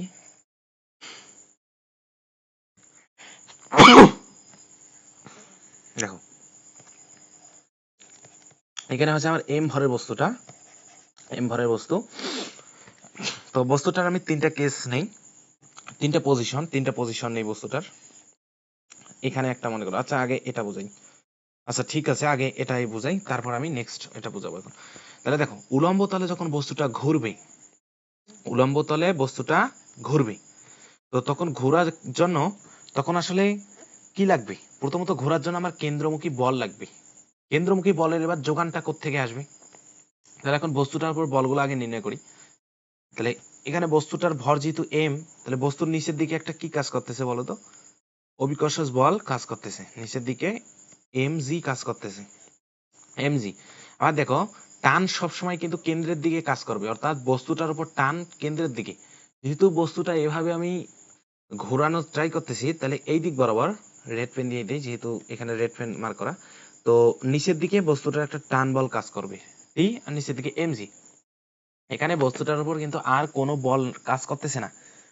এই বস্তুটা কেন্দ্র থেকে একটা বাইরের দিকে একটা টান বল দিবে, সেটা হচ্ছে কি ক্রিয়া বা প্রতিক্রিয়া, যে কোনো কিছু হইতে পারে। অর্থাৎ আমি যদি এই টানটাকে ক্রিয়া নেই, অর্থাৎ দেখো আমি বস্তুতে নিজের দিকে একটা ক্রিয়া বল টান দিছি, টান দিলাম, বস্তুটা আমাকে একটা টি বলে টান দিবে। অথবা তুমি যদি এরকম চিন্তা করতে পারো যে বস্তুটা এই কেন্দ্রটাকে নিজের দিকে টি বলে টানতেছে, এই কারণে প্রতিক্রিয়া হিসেবে কেন্দ্রের দিক থেকে বস্তুর উপর একটা নিজের দিকে একটা কি টান বল কাজ করতেছে। অর্থাৎ এখানে ক্রিয়া প্রতিক্রিয়ার একটা ব্যাপার আছে। তো আমরা কিন্তু ওটা দেখো, ওইটা হচ্ছে এখানে যদি আমি হাত দিয়ে ঘুরাই বস্তুটাকে, তো বস্তুটা আমার হাতকে টি বলে নিজের দিকে টানবে, ওটা হচ্ছে আমার হাতের উপর অ্যাপ্লাই হয়েছে। কিন্তু আসলে আমাদের কোন বলগুলা লাগবে? যে বলগুলা তোমার এই এম ভরের বস্তুর উপর ক্রিয়া করতেছে সেই বলগুলা লাগতেছে। তাহলে এম ভরের বস্তুর উপর কেন্দ্রের দিকে টি বল অ্যাক্টিভ, কেন্দ্রের দিকে টি বল অ্যাক্টিভ না? যেহেতু কেন্দ্রের দিকে টি বল অ্যাক্টিভ, তো সেক্ষেত্রে তোমার বস্তুর উপর প্রকৃত বলটা নিচ্ছি আমরা টি, আর অভিকর্ষ বল হচ্ছে mg। এখানে কিন্তু আর কোনো এক্সটার্নাল বা ইন্টারনাল কোনো ফোর্স নাই বস্তুর উপর অ্যাপ্লিকেবল, ঠিক আছে? তাহলে এখানে তোমার তাহলে কি আসতেছে? কেন্দ্রমুখী বল, কেন্দ্রমুখী বল, কেন্দ্রমুখী বল হচ্ছে কি ডিমান্ড, ডিমান্ড ফোর্স, ঠিক আছে? Demand force. কেন্দ্রমুখী বল হচ্ছে ডিমান্ড ফোর্স, অর্থাৎ এটা আমার লাগবে, এটা একটা চাওয়া হচ্ছে, সেটা আমাকে যোগান দেওয়া লাগবে। তো এখানে আমি বিভিন্ন সোর্স থেকে যোগান দিতে পারি। তো এখানে যদি আমার কেন্দ্রমুখী বল এফসি হয়, এফসি এর যোগানটা দিচ্ছে কে? দেখো টি দিচ্ছে। কেন্দ্রের দিকে যতগুলো বল আছে সবগুলো এফসি এর যোগান দেয়। কথাটা শুনে রাখো, কেন্দ্রের দিকে যতগুলো বল দেবে, এটা কেন্দ্র না, কেন্দ্রের দিকে যতগুলো বল আছে সবগুলো এফসি এর যোগান দেয়। তাহলে দেখো এখানে তোমার এফসি যোগান দিচ্ছে, টি দিচ্ছে, এখানে তোমার টি দিচ্ছে, ঠিক আছে? টি প্লাস এমজি, এই দুইটা বল দিচ্ছে, দেখছো? এখানে তোমার টি দিচ্ছে, এমজি দিচ্ছে। এখান থেকে আমাদের যদি টি বের করতে বলে, টি হচ্ছে কি? টি হচ্ছে এফসি মাইনাস এমজি। এফসি হচ্ছে কি M V square by R, M V square by R minus MG. আশা করি জিনিসটা বুঝছো। তাহলে এখন দেখো, কোন একটা বস্তু যখন আমরা ঘোরাবো তখন উপরের দিকে যে টান বলটা কাজ করবে সেটা হচ্ছে এটা, উপরের দিকে টান বল কাজ করতেছে সেটা এটা, ঠিক আছে? এখন যদি তোমার এটা হচ্ছে এরকম থাকে, আমি যদি এই জিনিসটাকে নেক্সট পেজে আবার অঙ্কন করি, দেখো তাহলে ও কেসটা কোথায় দেখালাম আমি? এবার আমি একসাথে দুইটা কেস দেখাবো, ঠিক আছে? একসাথে দুইটা কেস দেখাবো। আচ্ছা এরকমটাই নিলাম, তোমরা এরকমটাই চিন্তা করে নাও, সমস্যা নেই। তাহলে এখান থেকে আছে,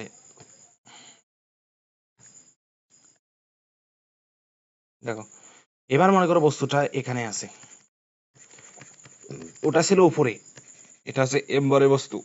তো টান বল সবসময় কেন্দ্রের দিকে, অর্থাৎ এখানে টান বল, আর বস্তুর উপর যে ভর আর কি, তো ভরটা তোমার কি নিচের দিকে ক্রিয়া করতেছে, এম ভরের নিচের দিকে, এম, এমজি, এমজি হচ্ছে নিচের দিকে আর টি হচ্ছে উপরের দিকে। বস্তুটাতে কিন্তু আর কোনো এক্সটার্নাল বা ইন্টারনাল কোনো ফোর্স নাই যেগুলো বস্তুর উপর ক্রিয়া করতেছে। তো এখানে যদি আমি যেহেতু বস্তুটাকে ঘোরাবো, ঘোরার জন্য প্রথম আমাদের শর্ত কি?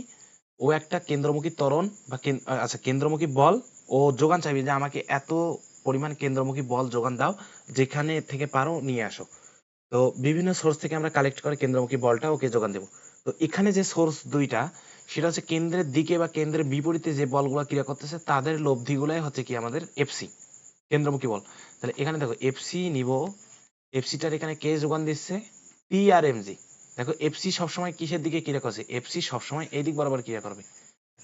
সবসময় এফসি কি কেন্দ্রের দিকে, কারণ কি আমাকে ঘোরার জন্য কেন্দ্রমুখী, কেন্দ্রমুখী মানে কি কেন্দ্রের দিকে লাগতেছে, কেন্দ্রের দিকে যেহেতু লাগতেছে তাহলে টি মাইনাস এমজি, টি মাইনাস এমজি। এখান থেকে যদি আমাদের টি নির্ণয় করতে বলে কেউ, টি দেখো টি হচ্ছে উপরের দিকে আর এমজি হচ্ছে নিচের দিকে, তাহলে টি আসতেছে কত? FC plus MG, FC plus MG, ঠিক আছে? এখান থেকে এফসিটাকে আমরা কি লিখতে পারি, M V square by R plus MG, এটা আমরা লিখতে পারি না?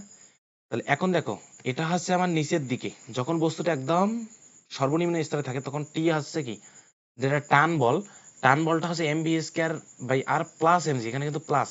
আর পূর্ববর্তী পেজে দেখো টি হচ্ছে M V square minus MG. দেখো M V square by R থেকে এমজি পরিমাণ বিয়োগ গেছে, সেটা হচ্ছে বস্তু যখন উপরে, আর এখানে হচ্ছে বস্তু যখন নিচে তখন হচ্ছে এম ভি স্কয়ার বাই আর এর সাথে এমজি যোগ হয়েছে, অর্থাৎ নিচের দিকে আমরা টান বেশি অনুভব করব। তোমরা নিজেরাই চিন্তা করো, একটা বস্তুকে যদি তোমরা সুতায় বেঁধে যদি একটা উলম্ব তলে বৃত্তাকার পথে যদি ঘোরাতে থাকো না, তাহলে দেখবা উপরে যখন বস্তুটা ওঠে তখন তোমাদের হাতে টান কম লাগতেছে, কিন্তু বস্তুটা যখন নিচে নামে, অর্থাৎ বস্তু যখন নিচে ঘুরে, তখন আসলে প্রচন্ড একটা টান অনুভব হয়। তো এইটা এই কারণে, এটা হচ্ছে ম্যাথমেটিক্যালি কি আমরা এক্সপ্লেন করতে কি সার্থক। ঠিক আছে, এখন যদি তোমাদের বস্তুটা এখানে থাকে, আমি আর একটা পেজ নিয়ে বোঝাবো।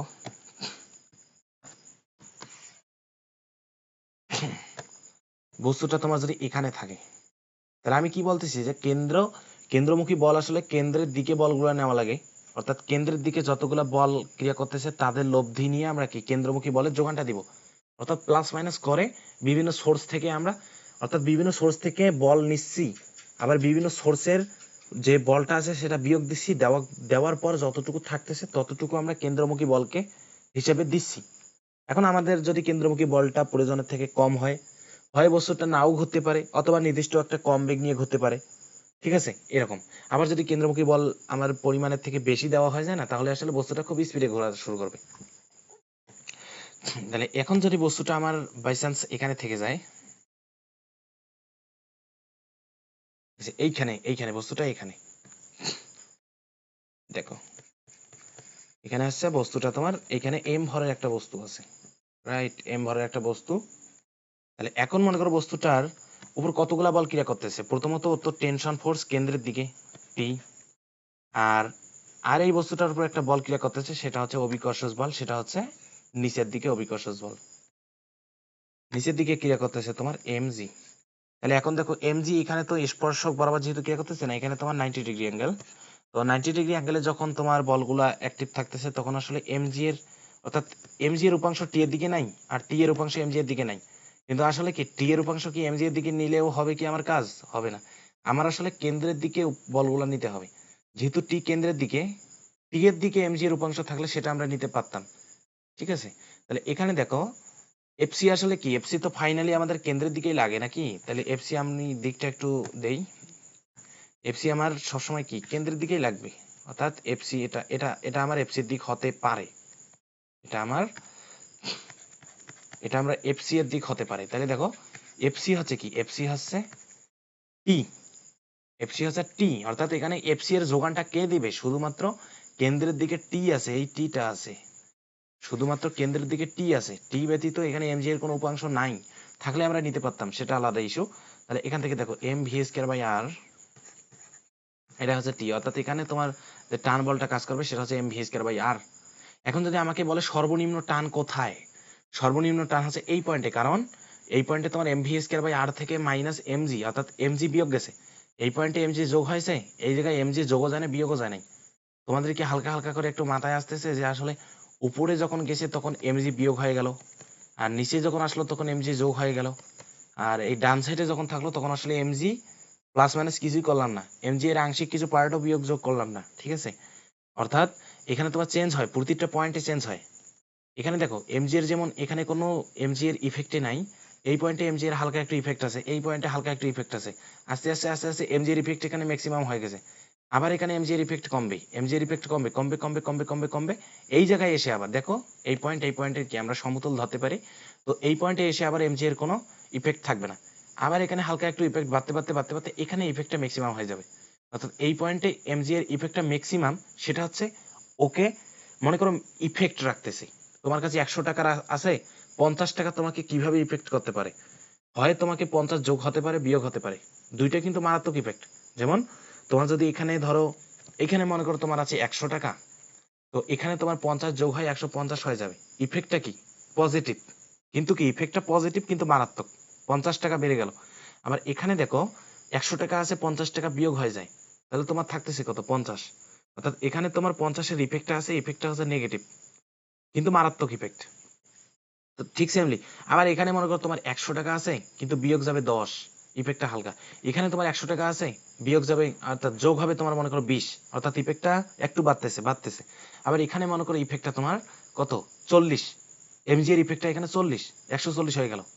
আবার এখানে তোমার আছে যে 100 প্লাস 50, আবার এখানে আবার কমবে, 40 ছিল আবার মনে করো 35, 30, 20, 10, এখানে 0, এভাবে আর কি। এখানে তোমার মানে এই আর কি কেসটা। তাহলে এখন আমি তোমাদের একটু সাইকোলজিক্যালি তোমাদের থিঙ্কিংটা একটু দেখালাম, এবার আমি ম্যাথমেটিক্যালি জিনিসটা বোঝাবো যে আসলে আমি কি বললাম এতক্ষণ। তোমরা হয়তো বুঝতে পারছো কি বলতেছি, 100, 200, 50 এরকম। এখন দেখো জিনিসটা কি। এখন মনে করো এটা হচ্ছে আলাদা রকম। আচ্ছা আমি এগুলো যদি একটু কেস 1, 2 দেই তাহলে মনে হয় সুবিধা হয়। এটা হচ্ছে কেস 1, আলাদা পেন দিয়ে দিব নেক্সট গুলো। এটা হচ্ছে মনে করো কেস 2, আর এখানে মনে করো, আচ্ছা এটা কি লিখলাম রে, প্রথম কেন্দ্রমুখী ত্বরণ ধামাকা না, এটা হচ্ছে কেস 1, এটা হচ্ছে কেস 1, আর এটা হচ্ছে তোমার কেস 2, ঠিক আছে। কেস 2 হচ্ছে নিচে। আর নেক্সট যেটা এটা হচ্ছে তোমার কি কেস 3 দিতে পারো, কেস 3 দিতে পারো। তাহলে এখন দেখো নেক্সট আমরা, এটা আবার কি আসলো রে ভাই, এরকম আসতেছে কেন? এটা হচ্ছে কেস 2, এটা হচ্ছে কেস 1, আচ্ছা কেস 1, আচ্ছা সমস্যা নেই, কেস 1, এটা হচ্ছে কেস 2, এটা হচ্ছে কেস 3, এটা আমরা কেস 4 দিই, সমস্যা নেই, কেস 4। তাহলে এখন দেখো আমরা ডিফারেন্ট একটা অবস্থানে, এখানে আমরা তিনটা কি নির্দিষ্ট একটা রেগুলার শেপ, যে উপর দেখো উপরটাও কিন্তু একটা রেগুলার শেপ, নিচটাও রেগুলার শেপ, আবার ডান দিকটাও একটা রেগুলার শেপ, যেটা আমরা প্রকাশ করতে পারি ডান বাম উপর নিচে এগুলো দ্বারা প্রকাশ করতে পারি। কিন্তু এগুলা কি রেগুলার শেপ? এটা আমরা কি বলতে পারবো, যদি আমাদের মুখে বলা লাগে তাহলে ডান দিক থেকে একটু নিচে, এখানে যদি বলা লাগে ডান দিক থেকে একটু উপরে, এখানে যদি এইখানে যদি থাকে উপরের দিক থেকে ডান দিকে হালকা একটু ডান দিকে আসতে হবে। তাহলে এগুলা কি মুখের ভাষ্যগুলা খারাপ শোনাচ্ছে না, যে উপরে যাব তারপর একটু বাম দিকে যাব, জিনিসগুলা কিরকম যেন লাগতেছে। তাহলে আমরা যদি এরকম যদি একটা নেই, বিভিন্ন অ্যাঙ্গেল নিয়ে যদি তৈরি করতে চাই, তাহলে সেই কেসটা এবার দেখবো। আমাদের কতক্ষণ হইলো? এটা হচ্ছে 1 ঘন্টা 7 মিনিট হয়ে গেছে, ঠিক আছে। তারপর দেখো এখন মনে করো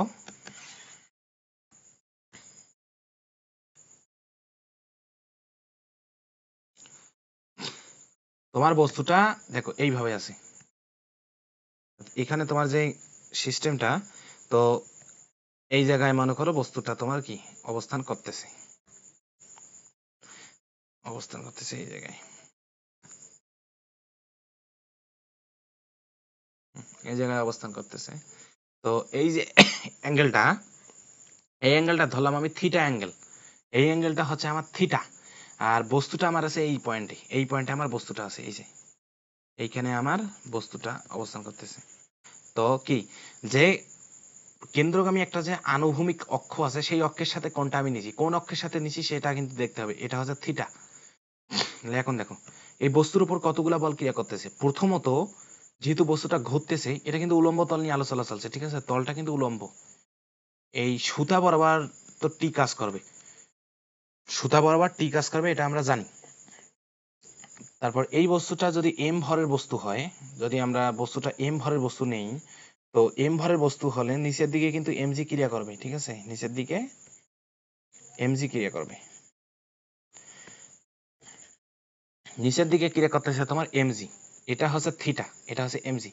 এখন দেখো আমি কি বলছিলাম, যে কেন্দ্রের দিকে যতগুলা বল থাকবে তাদের লব্ধি নিয়ে আমাদের কিসের যোগান দিতে হবে, কেন্দ্রমুখী বলের যোগান দিতে হবে। তো এখানে টি তো একটা পেলাম যে কেন্দ্রের দিকে টি অ্যাক্টিভ আছে, আবার কেন্দ্রের বিমুখীও কিছু বল অ্যাক্টিভ থাকতে পারে। কিন্তু আসলে দেখো আপেক্ষিকভাবে তোমাদের মনে হচ্ছে যে না আর তো কোনো বল নাই, দেখেছি এমজি আছে নিচের দিকে, এটা তো বাদ দিতে হবে মনে হয়। কিন্তু আসলে না, তখন যেটা ছিল এই পয়েন্টে যখন বস্তুটা ছিল তখন আসলে এমজি নিচের দিকে ছিল, এমজি যখন নিচের দিকে ছিল তখন আসলে এমজি এর কোনো উপাংশই এই দিকে ছিল না, বুঝছো, এমজি এর কোনো উপাংশ এই দিকে ছিল না। কিন্তু এখানে এমজি নিচের দিকে আছে এবং এমজি এর একটা উপাংশ এই রেখা বরাবর থাকার একটা চান্স আছে। এখানে না হয় কি 90 ডিগ্রি অ্যাঙ্গেলে ছিল, cos 90 এর মান 0, এখানে এমজি এর cos 90 এর মান 0, এই কারণে এই দিক বরাবর কোনো উপাংশ ছিল না, কিন্তু এই দিক বরাবর একটা উপাংশ থাকার একটা চান্স আছে। তাহলে আমরা ওই উপাংশটা দেখি বের করতে পারি কিনা। তাহলে দেখো, এই দেখো, এই কোণটা যদি আমার থিটা হয়, এই কোণটা আমার থিটা, ঠিক আছে, এই কোণটা যদি থিটা হয়, তাহলে তোমাদের এই কোণটা কত হবে বলো তো।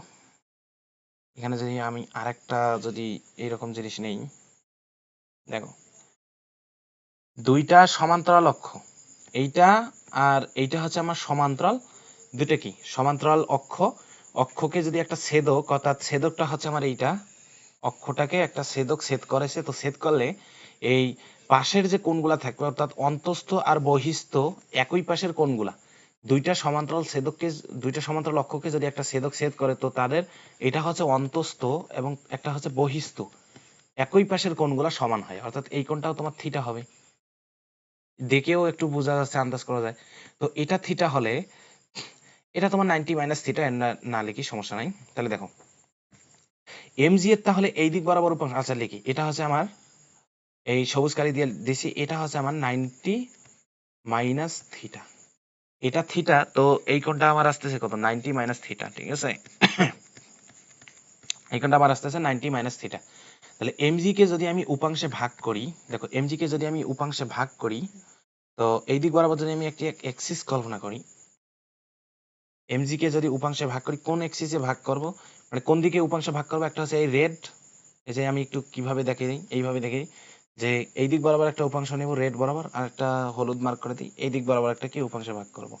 তো এই দিক বরাবর দেখো 90 মাইনাস থিটা, তাহলে এই কোণটা আসতেছে কত, এটা 90 মাইনাস থিটা হলে এই সম্পূর্ণটা তো 90, এই সম্পূর্ণটা 90 না, এই সম্পূর্ণটা 90, তাহলে এটা 90 মাইনাস থিটা হলে এটা আমার আসতেছে থিটা। তাহলে দেখো এমজি এর এই দিক বরাবর উপাংশ আসবে এমজি কস থিটা, কারণ কি আমরা কি জানি, যেদিকে থিটা সেদিকে কস, আর এই দিক বরাবর এমজি সাইন থিটা, এদিক বরাবর এমজি সাইন থিটা, এদিক বরাবর তোমার এমজি কস থিটা। তাহলে এখন দেখো আমরা বলগুলো একটু যদি আলাদাভাবে আমি যদি আবার লিখতে চাই, তাহলে কি লেখা লাগতেছে, একটা হচ্ছে এরকম একটা কেন্দ্রের দিকে একটা টি বল কাজ করতেছে, আর একটা এই দিক বরাবর, আলাদা পেন দিয়ে দেই, এই দিক বরাবর মনে করো আর একটা বল কাজ করতেছে, সেটা দেখো। তাহলে এই যে এই কেন্দ্রের যে কেন্দ্রের দিক বরাবর, কেন্দ্রের দিক হচ্ছে এইটা, হচ্ছে পুরোটাই কিন্তু কেন্দ্রের দিক, এই রেখা ছাড়া অন্যটা কিন্তু কেন্দ্রের দিক হতে পারে না এখানে, কারণ এটা কেন্দ্রের দিক না, মানে যে কোনো একটা পয়েন্টে তোমার কেন্দ্রের একটা নির্দিষ্ট দিক থাকবে, অর্থাৎ আমি যদি এই পয়েন্ট চিন্তা করি, এই পয়েন্ট থেকে আমার কেন্দ্রের দিক বলতে এটা আমি বোঝাচ্ছি, এই যে এই পয়েন্ট থেকে আমি কেন্দ্রে সংযোগ দেবো, তাহলে ওটা হচ্ছে কেন্দ্রের দিক। আর এই পয়েন্টের জন্য নির্দিষ্ট একটা কেন্দ্রের দিক আছে, সেটা হচ্ছে এইটা, অর্থাৎ এখান থেকে যত দূর আমরা বর্ধিত করতে পারি পুরোটাকে কেন্দ্রের দিক বলতে পারবো। তো কেন্দ্রের দিকে যে বলগুলো আছে তার মধ্যে এটা হচ্ছে টি, একটা আছে টি, আর এই টিটা একটা, এই টি একটা, আর কেন্দ্রের দিকে আরেকটা বল কাজ করতেছে, সেটা হচ্ছে এমজি সাইন থিটা। তাহলে এই দিক বরাবর তোমার কাজ করতেছে এমজি সাইন থিটা। আবার সবসময় কি কেন্দ্রের দিকে আমাদের লব্ধি লাগতেছে, কারণ কেন্দ্রের দিকে আমরা কি যোগান দিচ্ছি, অর্থাৎ দেখো কি, এটা আসলে হেবিজিবি হয়ে যাবে অবশ্য,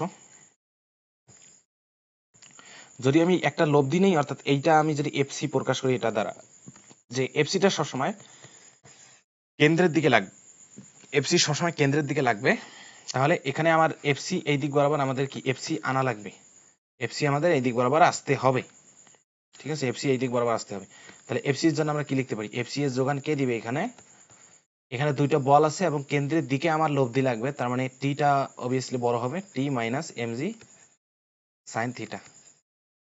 এখান থেকে আবার দেখো এফসি কি আসতে পারছে, এফসি হচ্ছে এম ভি স্কয়ার বাই আর, এটা হচ্ছে টি মাইনাস এমজি সাইন থিটা। আসলে তোমরা এই জিনিসটা বুঝেছো, এটা আমি মুছাই দেই, এটা আর লাগতেছে না, ওখান থেকে চিন্তাধারা করতে পারবে, যে আমি মার্ক করে দিয়েছি অবশ্য। তো এখান থেকে তোমার টি কি আসতেছে, টি আসতেছে আমার M V square by R plus MG sine theta, এটা আমার টি এর কমন সূত্র, রাইট, এইটা আমার কি টি এর কমন সূত্র, এই জিনিসটা কিন্তু আমার টি এর কমন সূত্র।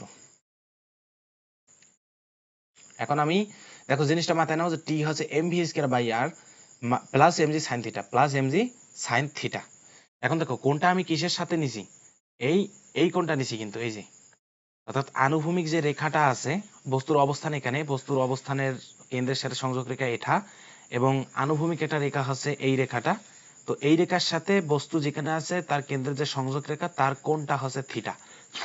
তো সেই কোণটা নিছি আমি, সেই কোণটা হচ্ছে এখানে এমজি সাইন থিটা বসাইলাম। এখন দেখো বস্তু যখন এখানে থাকবে অর্থাৎ এইটা যদি আমার বৃত্তাকার একটা পথ হয়, বস্তুটা এখানে আছে, তো আনুভূমিক রেখাটাও এইদিকে, বস্তুটা ওখানে, আসলে থিটা তখন কত হয়? থিটা হয় তখন 0। জিনিসটা বুঝছো কি? এই কেসে, এই কেসে দেখো এরকম হয়ে যাবে, এখানে আমার রেখাটা, এখানে আমার রেখাটা আছে আর বস্তুটা এখানে, বস্তুটা এখানে যেতে যেতে এই এখানে থাকে, তখন দেখো রেখার সাথে বস্তুর মানে এই আনুভূমিক রেখা এবং বস্তুর যে কোণটা তাদের মধ্যবর্তী কোণ হচ্ছে 0। অর্থাৎ এখানে তোমার থিটা আসতেছে 0। তো থিটা যখন 0 আসবে, সাইন 0 ডিগ্রি মান 0, তখন আসলে টি কত আসে? টি হচ্ছে mv²/r, যেটা আমরা পূর্ববর্তী কেস 4 মেবি দেখেছি, ঠিক আছে? আবার যখন বস্তু এখানে থাকতেছে, এই যে এখানে যখন থাকতেছে দেখো, তখন আসলে এখানে যে অ্যাঙ্গেলটা তৈরি হয় সেটা হচ্ছে 90 ডিগ্রি। তো তখন দেখো সাইন 0 ডিগ্রি মান 0 আর সাইন 90 ডিগ্রি মান 1, তখন আসলে এখানে এই কেসে তোমার, এই কেসে তো টিটা পেলাম, আর এই কেসে টি যখন আসবে কমন সূত্রে আমরা কোনটা সহ বসাবো? mv²/r প্লাস mg, এখানে 90 ডিগ্রি, সাইন 90 মান 1, তাহলে এখানে আসতেছে mg। আবার যখন এইখানে থাকবে, এই যে এইখানে যখন বস্তুটা থাকতেছে, এটা হলুদ মার্ক করে বোঝাবো, এইখানে যখন বস্তুটা থাকবে তখন আসলে কোনটা উপরের দিক বরাবর, এই দিক বরাবর, ঠিক আছে? এই দিক বরাবর। তো এই দিক বরাবর আমার কোনটা আসতেছে কত? 90 ডিগ্রি না? এবার দেখো উপরের দিক বরাবর, এটা যেহেতু আমরা 90 ডিগ্রি নিয়েছি, তো এখানে কোনটা কিন্তু উপরের দিক দিয়ে আর মাপবো না, উপরের দিক দিয়ে আমরা কোনটা মাপবো না, উপরের দিক দিয়ে কোনটা না মেপে এইখান থেকে মাপবো, এই যে এখান থেকে কোনটা মাপবো, ঠিক আছে? এখানে কিন্তু ঘড়ির কাঁটার দিকে বিপরীতে যে প্লাস মাইনাস, ওই জিনিসটা আমি নিগলেক্ট করতেছি, এখানে ওই জিনিসটা নিগলেক্ট করতেছি। এখানে কি বসাচ্ছি আমি? আসলে কোনটার মানটা আমি জাস্ট নিছি। তো এইখানে যখন থাকবে তখন আসলে কোণ আসতেছে 270 ডিগ্রি, দেখো এখান থেকে কোণটা আসতেছে 270 ডিগ্রি। তো তখন আসলে টি যখন হবে, এই উপরের কেসে টি হবে mv²/r, mv²/r প্লাস দেখো mg সাইন 270 ডিগ্রির মান -1, তাহলে এখানে তোমার আসতেছে -1 মাইনাস mg। আশা করি তোমরা জিনিসটা বুঝেছো। তাহলে দেখো এখানে কিন্তু ওই যে ঘড়ির কাঁটার দিকে যে পজিটিভ কোণ, ঘড়ির কাঁটার দিকে নেগেটিভ কোণ, এই জিনিসটা এখানে আনা যাবে না। এটা হচ্ছে তোমার, আমি কোণটা এক্সাক্ট, কিন্তু এখানে দেখো এখানে নিচে থিটা, নিচে মাইনাস থিটা নেই। এখন এইটা যদি আমার এক্স অক্ষ হইতো, আর আমরা জানি যে ঘড়ির কাঁটার দিকে কোণটা হচ্ছে নেগেটিভ, অর্থাৎ এটা যদি ঘড়ি একটা হয় তো এই দিক দিয়ে তো ঘড়ির কাঁটা ঘুরবে। তো এখানে তোমার এই কোণটা হচ্ছে +90, আর এই দিকে কোণটা হচ্ছে -90। কিন্তু আসলে এই জিনিসটা এখানে আমি আনতেছি না, এখানে আমি জাস্ট কোণের মান নিয়ে কাজ করতেছি, যে এই কোণটাকে আমি থিটা ধরেছি, অর্থাৎ নিচের দিকে কোণটাকে আমি মাইনাস থিটা ধরিনি, এটা হচ্ছে প্লাস থিটা ধরেছি। তো সেই অনুযায়ী হিসাব নিকাশ করার পর এখানে তোমার দেখো এটা হচ্ছে আমি 90 ধরলাম, আর এখানে তোমরা কি -90 ধরবা? আসলে ওটা করার দরকার নেই। এটা হচ্ছে তুমি এই দিকে কোণটা যেহেতু নিছি, একদিক দিয়ে নিছি না, একদিক দিয়ে তুমি 270 নিবা, একদিক দিয়ে 270 নিবা, দেখবা যে ঠিক আছে সবকিছু। তাহলে আশা করি তোমরা এতক্ষণে জিনিসগুলো বুঝেছো, বিভিন্ন অ্যাঙ্গেলের ক্ষেত্রে বিষয়গুলো। এবার দেখো এখানে আমরা একটা বিষয় নিজেদের অজান্তেই কিন্তু নিগলেক্ট করে ফেলেছি, সেটা হচ্ছে এখানে শক্তির সংরক্ষণশীলতাগুলা নেই। শক্তির সংরক্ষণশীলতার যে বিষয়গুলো ছিল সেইগুলো এখানে টানি নেই। তাহলে আমরা কি বলতেছি? শক্তির সংরক্ষণশীলতার বিষয় টানি নেই। এই যে জিনিসগুলা এতক্ষণ যেটা করলাম, এখানে শক্তির সংরক্ষণশীলতা নিগলেক্ট। তো নেক্সট যেটা করব সেটা হচ্ছে শক্তির সংরক্ষণশীলতা সহ। দেখো শক্তির সংরক্ষণশীলতা সহ,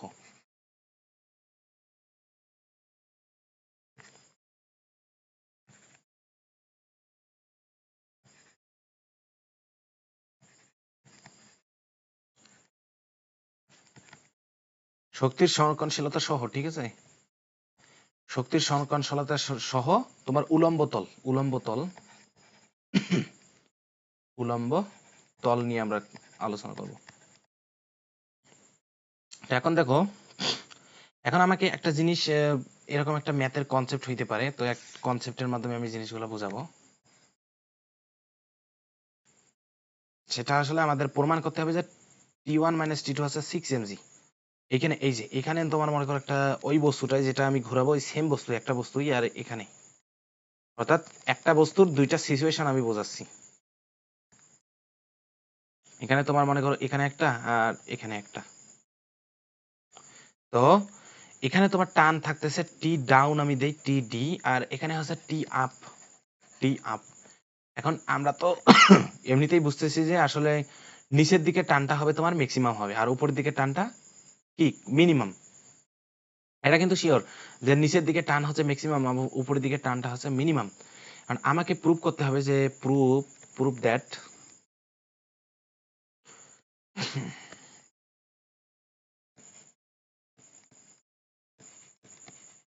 দ্যাট এটা হচ্ছে টি ডাউন মাইনাস টি আপ, এটা হচ্ছে 6 mg। এটা আমার কি করা লাগবে? প্রুভ করা লাগবে। তাহলে এখন দেখো, এখন আমরা শক্তির সহনশীলতার নীতি অনুযায়ী খাটাবো। এখন আমরা পূর্ববর্তী ম্যাথগুলোয় দেখো যে এখানে আমার যে বেগটা ছিল উলম্ব তলে, অর্থাৎ এখানে যে বেগটা ছিল ভি, আমি নিচেও সেম বেগ নিচে ভি, অর্থাৎ উপরে যে বেগটা ছিল নিচেও সেম বেগ আমরা কি ধরে হিসাব নিকেশ করেছি। ঠিক আছে, অর্থাৎ আমরা বেগের মান দুইটা উপরে নিচে সমান ধরেছি। কিন্তু শক্তির সংরক্ষণশীলতা নীতি কি বলে দেখো, একটা বস্তু যখন উপরে থাকতেছে তখন আসলে ওর যে বেগটা নিচে আসলে ওর বেগটা পরিবর্তন হইতে পারে। কারণ কি, উপরে যখন বস্তুটা থাকে তখন আসলে দেখো এখানে তোমার একটা বিভব শক্তি, অর্থাৎ এইটাকে যদি তুমি ভূমি ধরো, এইটা যদি তোমার ভূমি হয়, ধরো এইটা ভূমি, তো ভূমিতে দেখো এই বস্তুটা ভূমিতে অবস্থান করতেছে। আর বৃত্তের ব্যাসার্ধ যদি আমি আর ধরি, আহ, এই কেসে এইখানে যখন বস্তুটা অবস্থান করতেছে তখন আসলে বস্তুটা ভূমি থেকে 2r, দেখো এতটুকু হচ্ছে আর, এতটুকু হচ্ছে আর, তাহলে ভূমি থেকে 2r উচ্চতায় অবস্থান করতেছে বস্তুটা, আর নিচে শুধু কি বস্তুটা ভূমিতে অবস্থান করতেছে। তাহলে এখানে দেখো বেগের কিন্তু চেঞ্জ হবে, কারণ আমরা কি জানি শক্তির সংরক্ষণশীলতা নীতি অনুসারে যদি বিভব শক্তি চেঞ্জ হয় মানে কি এখানে তোমার বেগেরও চেঞ্জ হবে। এইখানে তোমার শক্তি সংরক্ষিত থাকবে, এখানেও শক্তি সংরক্ষিত থাকবে। তাহলে এখানে যেহেতু তোমার বিভব শক্তি নাই, মানে এখানে দেখো বস্তুটা ভূমিতে অবস্থান করতেছে, তার মানে এখানে বিভব শক্তি 0। তাহলে এখানে সম্পূর্ণ শক্তিটা গতিশক্তি, আর এখানে যদি গতিশক্তি থাকে থাকতে পারে, প্লাস এখানে বিভব শক্তি আছে 2r উচ্চতায় আছে, এখানে একটা বিভব শক্তি আছে। আর সে কারণে এখানে তোমার যে বেগের মানটা পাবো আমরা, এখানে কিন্তু বেগের মানটা তা পাবো না। তাহলে যেহেতু এখানে তোমার বিভব শক্তি একটা আছে, এখানে বিভব শক্তি নাই, তার মানে এখানে সম্পূর্ণ শক্তিটা গতিশক্তি, অর্থাৎ এখানে বেগের মানটা বৃদ্ধি পাবে। আর এখানে তোমার বিভব শক্তি আছে, সে কারণে তোমার বেগের মানটা কম হবে। অর্থাৎ এখানে বিভব শক্তি প্লাস গতিশক্তি যা, এখানে শুধু গতিশক্তি তা, কারণ এখানে তো উচ্চতা 0। এটা যদি আমার ভূমি হয়, এটা আমার কি ভূমি, তাহলে উচ্চতা 0 না, তাহলে এক্ষেত্রে তোমার বেগ চেঞ্জ হবে। তাহলে আমরা শক্তির সংরক্ষণশীলতার নীতি পূর্ববর্তী যে জিনিসগুলো পড়াইলাম ওখানে কিন্তু শক্তি সংরক্ষণশীলতার নীতি আনি নাই, ওখানে আমরা বেগের মানটা কনস্ট্যান্ট ধরেছি। কিন্তু এখানে বেগের মানটা আসলে কনস্ট্যান্ট না ধরে আমরা হিসাব পাতিগুলো একটু করার ট্রাই করব। তো দেখো প্রথম যেটা কাজ সেটা হচ্ছে আমরা টি আপ যদি বের করি, আচ্ছা এখানে ধরলাম আমার বেগ ভি আপ, আর এখানে আমার বেগ হচ্ছে ভি ডাউন। তোমরা অলরেডি বস্তুর ঘূর্ণনের দিকটা বুঝে গেছো। কিভাবে বুঝলা? কারণ ওখানে আমি বেগের সাইন এই দিক বরাবর দিছি, এই দিক বরাবর, বেগের সাইন এই দিক বরাবর, অর্থাৎ বস্তুটা তোমার এই যে ঘড়ির কাঁটার দিকে ঘুরতেছে। তাহলে এখন যদি আমার টি আপ যদি কেউ বের করতে বলে টি আপ, তাহলে আমরা নর্মালি কি বের করেছিলাম তখন, টি আপ হচ্ছে M V square by R minus M G. তোমরা এটা মাইনাস হবে না প্লাস হবে, তোমরা এটা কিভাবে মনে রাখতে পারো জানো? তোমরা তো ওই যে আমি বললাম যে কোনো একটা বস্তু যদি তোমরা ঘোরাও, যখন দেখবা বস্তু সর্বোচ্চ স্থানে তখন আসলে টেনশন ফোর্স মিনিমাম, টান কম লাগবে। আবার যখন বস্তুটা যখন নিচে দেখবা যে বস্তু একদম নিচে অবস্থান করতেছে, তখন দেখবা যে হাতে খুব পরিমাণ টান অনুভব হয়, অর্থাৎ নিচে বেশি। এ কারণে আমরা টি যখন ডাউন নির্ণয় করবো তখন প্লাস দিব, আর টি আপ নির্ণয় করার সময় এমজি। টি ডাউন যখন দিচ্ছি, টি ডাউন যখন তখন দিব তখন আসলে M V square by R plus MG. তোমরা এতক্ষণে একটা মনের ভিতরে ঘুটঘুটি লাগতেছে, আরে ভাই ভি আপ দিলা ভি ডাউন দিলা, তো ঠিক আছে আমরা এটা চেঞ্জ করে দিব। ভি আপ যখন নির্ণয় করব তখন আসলে এখানে দিব ভি আপ, এখানে দেব ভি আপ, আর ভি টি ডাউন যখন নির্ণয় করবো তখন আসলে ভি ডাউন। তাহলে এবার সেন্সটা বুঝছো তখনকার আর এখনকার মধ্যে কোন জায়গায় চেঞ্জ? সেটা হচ্ছে তখন আমরা এই ভিটাকে সেম ধরেছিলাম, কিন্তু এবার আমরা ভি ডাউন আর ভি আপটা নির্ণয় করতেছি। আশা করি তোমরা জিনিসটা বুঝেছো। তো এখান থেকে দেখো আমাদের কি প্রমাণ করতে বলছে, এটা আমরা প্রমাণটা একটু যদি আমি বক্স করে রাখি, হলুদ ইয়া দিয়ে বক্স করে রাখি, এটা আমার কি প্রমাণ করতে বলছে টি ডাউন মাইনাস টি আপ। তাহলে এখান থেকে আমি টি ডাউন মাইনাস টি আপটা করে নিই। এখান থেকে টি ডাউন মাইনাস টি আপ যদি করি, দেখো তাহলে কি আসে, টি ডাউন মাইনাস টি আপ, অর্থাৎ এটা হচ্ছে 2, এটা হচ্ছে 1, 2 থেকে 1 বাদ দিচ্ছি আমি। তো 2 থেকে 1 বাদ দিলে M V D square by R আসতেছে না। তাহলে এখান থেকে আমি এম বাই আর, আচ্ছা M V D square by R minus M V up square by R plus 2mg। দেখো M V D square minus M V up square plus 2mg, এটা হচ্ছে আমার কি অ্যান্সার। কিন্তু আমার প্রুফ করতে বলছে কি 6mg হবে।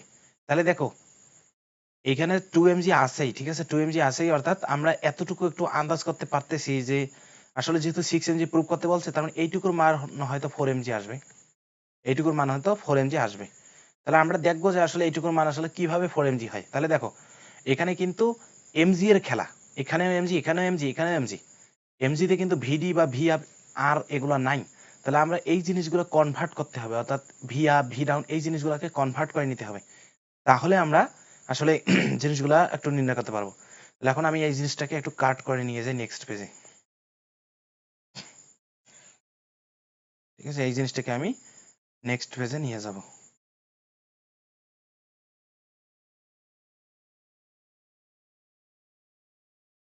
তারপর দেখো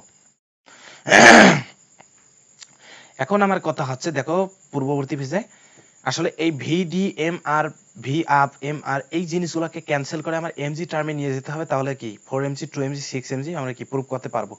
তাহলে আমি এগুলাকে এমজি এর টার্মে নিয়ে যাওয়ার ট্রাই করব। তাহলে কিভাবে নিয়ে যেতে পারি, তাহলে আমার প্রথমে কাজ হচ্ছে বেগগুলা নিয়ে একটু হিসাব নিকাশ করা। বেগের ক্ষেত্রে দেখো আমি যদি এই ভূমিতে যদি খাটাই, তো ভূমিতে আমি যদি শক্তির সংরক্ষণশীলতা নীতি অর্থাৎ কনজারভেশন অফ এনার্জি যদি নিয়ে আমি কাজ করি, এখানে conservation of energy,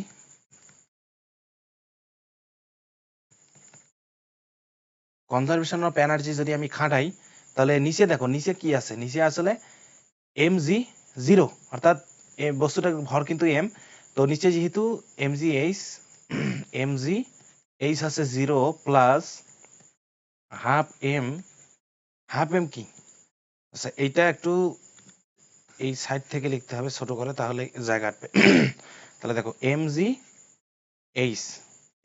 h plus নিচের ক্ষেত্রে ঠিক আছে mg h plus half m V down square, আমি এটা নিলাম, এটাকে আমরা কি লিখতে পারি, h আছে 0, ঠিক আছে। উপরে যদি আমরা নেই, উপরে যদি টোটাল শক্তি নেই, তাহলে যেটা হচ্ছে mg h, এখানে তো 0, আর এখানে আমি ডাইরেক্ট দিই mg হচ্ছে 2r, h এর জায়গায় 2r, কারণ দেখো উচ্চতাটা বস্তুটা এখানে আছে r ব্যাসার্ধ, এখানে r ব্যাসার্ধ, অর্থাৎ 2r ব্যাসার্ধে অবস্থান করতেছে, mg 2r plus half m V up square, কারণ এটা উপরেরটা নিলাম আমরা, তাহলে এই পুরো টার্মটা তো 0 আসতেছে। এখানে তাহলে কি আসতেছে দেখো হাফ এম গুলো আমরা ক্যান্সেল করে দিতে পারি না, এখানে এম, এখানে এম, এখানে এম ক্যান্সেল করে দিই, তাহলে এখানে আসতেছে half V D square plus এখানে আসতেছে 2gr, এই যে এই টার্মটা থেকে 2gr plus half V up square. এখান থেকে যেহেতু আমাদের ভগ্নাংশ অপছন্দ, তাহলে আমরা 2 দ্বারা গুণ করব, 2 দ্বারা যদি গুণ করে দিই, তাহলে এখানে আসতেছে তোমার ভিডি স্কয়ার, এখানে আসতেছে 4gr, আর এখান থেকে তোমার আসতেছে ভি আপ স্কয়ার। তাহলে এখান থেকে আমরা আরেকটা সূত্র, এটা কি আরেকটা প্রমাণও আমরা এটা হিসেবে চালাই দিতে পারি, কি জানো, এটাও কিন্তু আসতে পারে। দেখো V V V down square minus V up square হচ্ছে 4gr, এই টার্মটা মনে রাখতে পারো তোমরা, এই টার্মটা মনে রাখতে পারো, সেটা হচ্ছে উপরে নিচে তোমার বেগের পার্থক্য তোমার 4gr, বেগের বর্গের পার্থক্য, নিচে এবং উপরে বেগের বর্গের পার্থক্য আসতেছে 4gr, এটাও একটা কি প্রুফ, এটাও এক প্রকার প্রুফ, এটা হচ্ছে কি প্রুফ, এটা হচ্ছে প্রুফ। তাহলে প্রুফটা কি, V down square minus V up square হচ্ছে 4gr, অর্থাৎ নিচের বেগের বর্গ মাইনাস উপরের বেগের বর্গ হচ্ছে 4gr, ঠিক আছে, এটা হচ্ছে তোমার একটা প্রুফ হতে পারে। তো এখন দেখো এখান থেকে যদি আমরা ভিডি স্কয়ার বা ভি আপ স্কয়ার নির্ণয় করে যদি ওখানে বসে তাহলে হয়ে যাবে। তো এখান থেকে আমরা ভিডি স্কয়ারটা নিই। ভিডি স্কয়ারটা আমরা কি পাবো দেখো তো, 4GR plus V up square, এটা আমরা পাবো না, এটা পাবো। তাহলে এই মানটা ভিডি স্কয়ারের মানটা আমরা পূর্ববর্তী সমীকরণগুলো বসাবো। তাহলে দেখো এখানে দেখো এই যে এম ভিডি স্কয়ার বাই আর ছিল না, এই টার্মটা আমি পুরোটাই লিখবো। তো এটা আমি কাট করে নিয়ে যাই।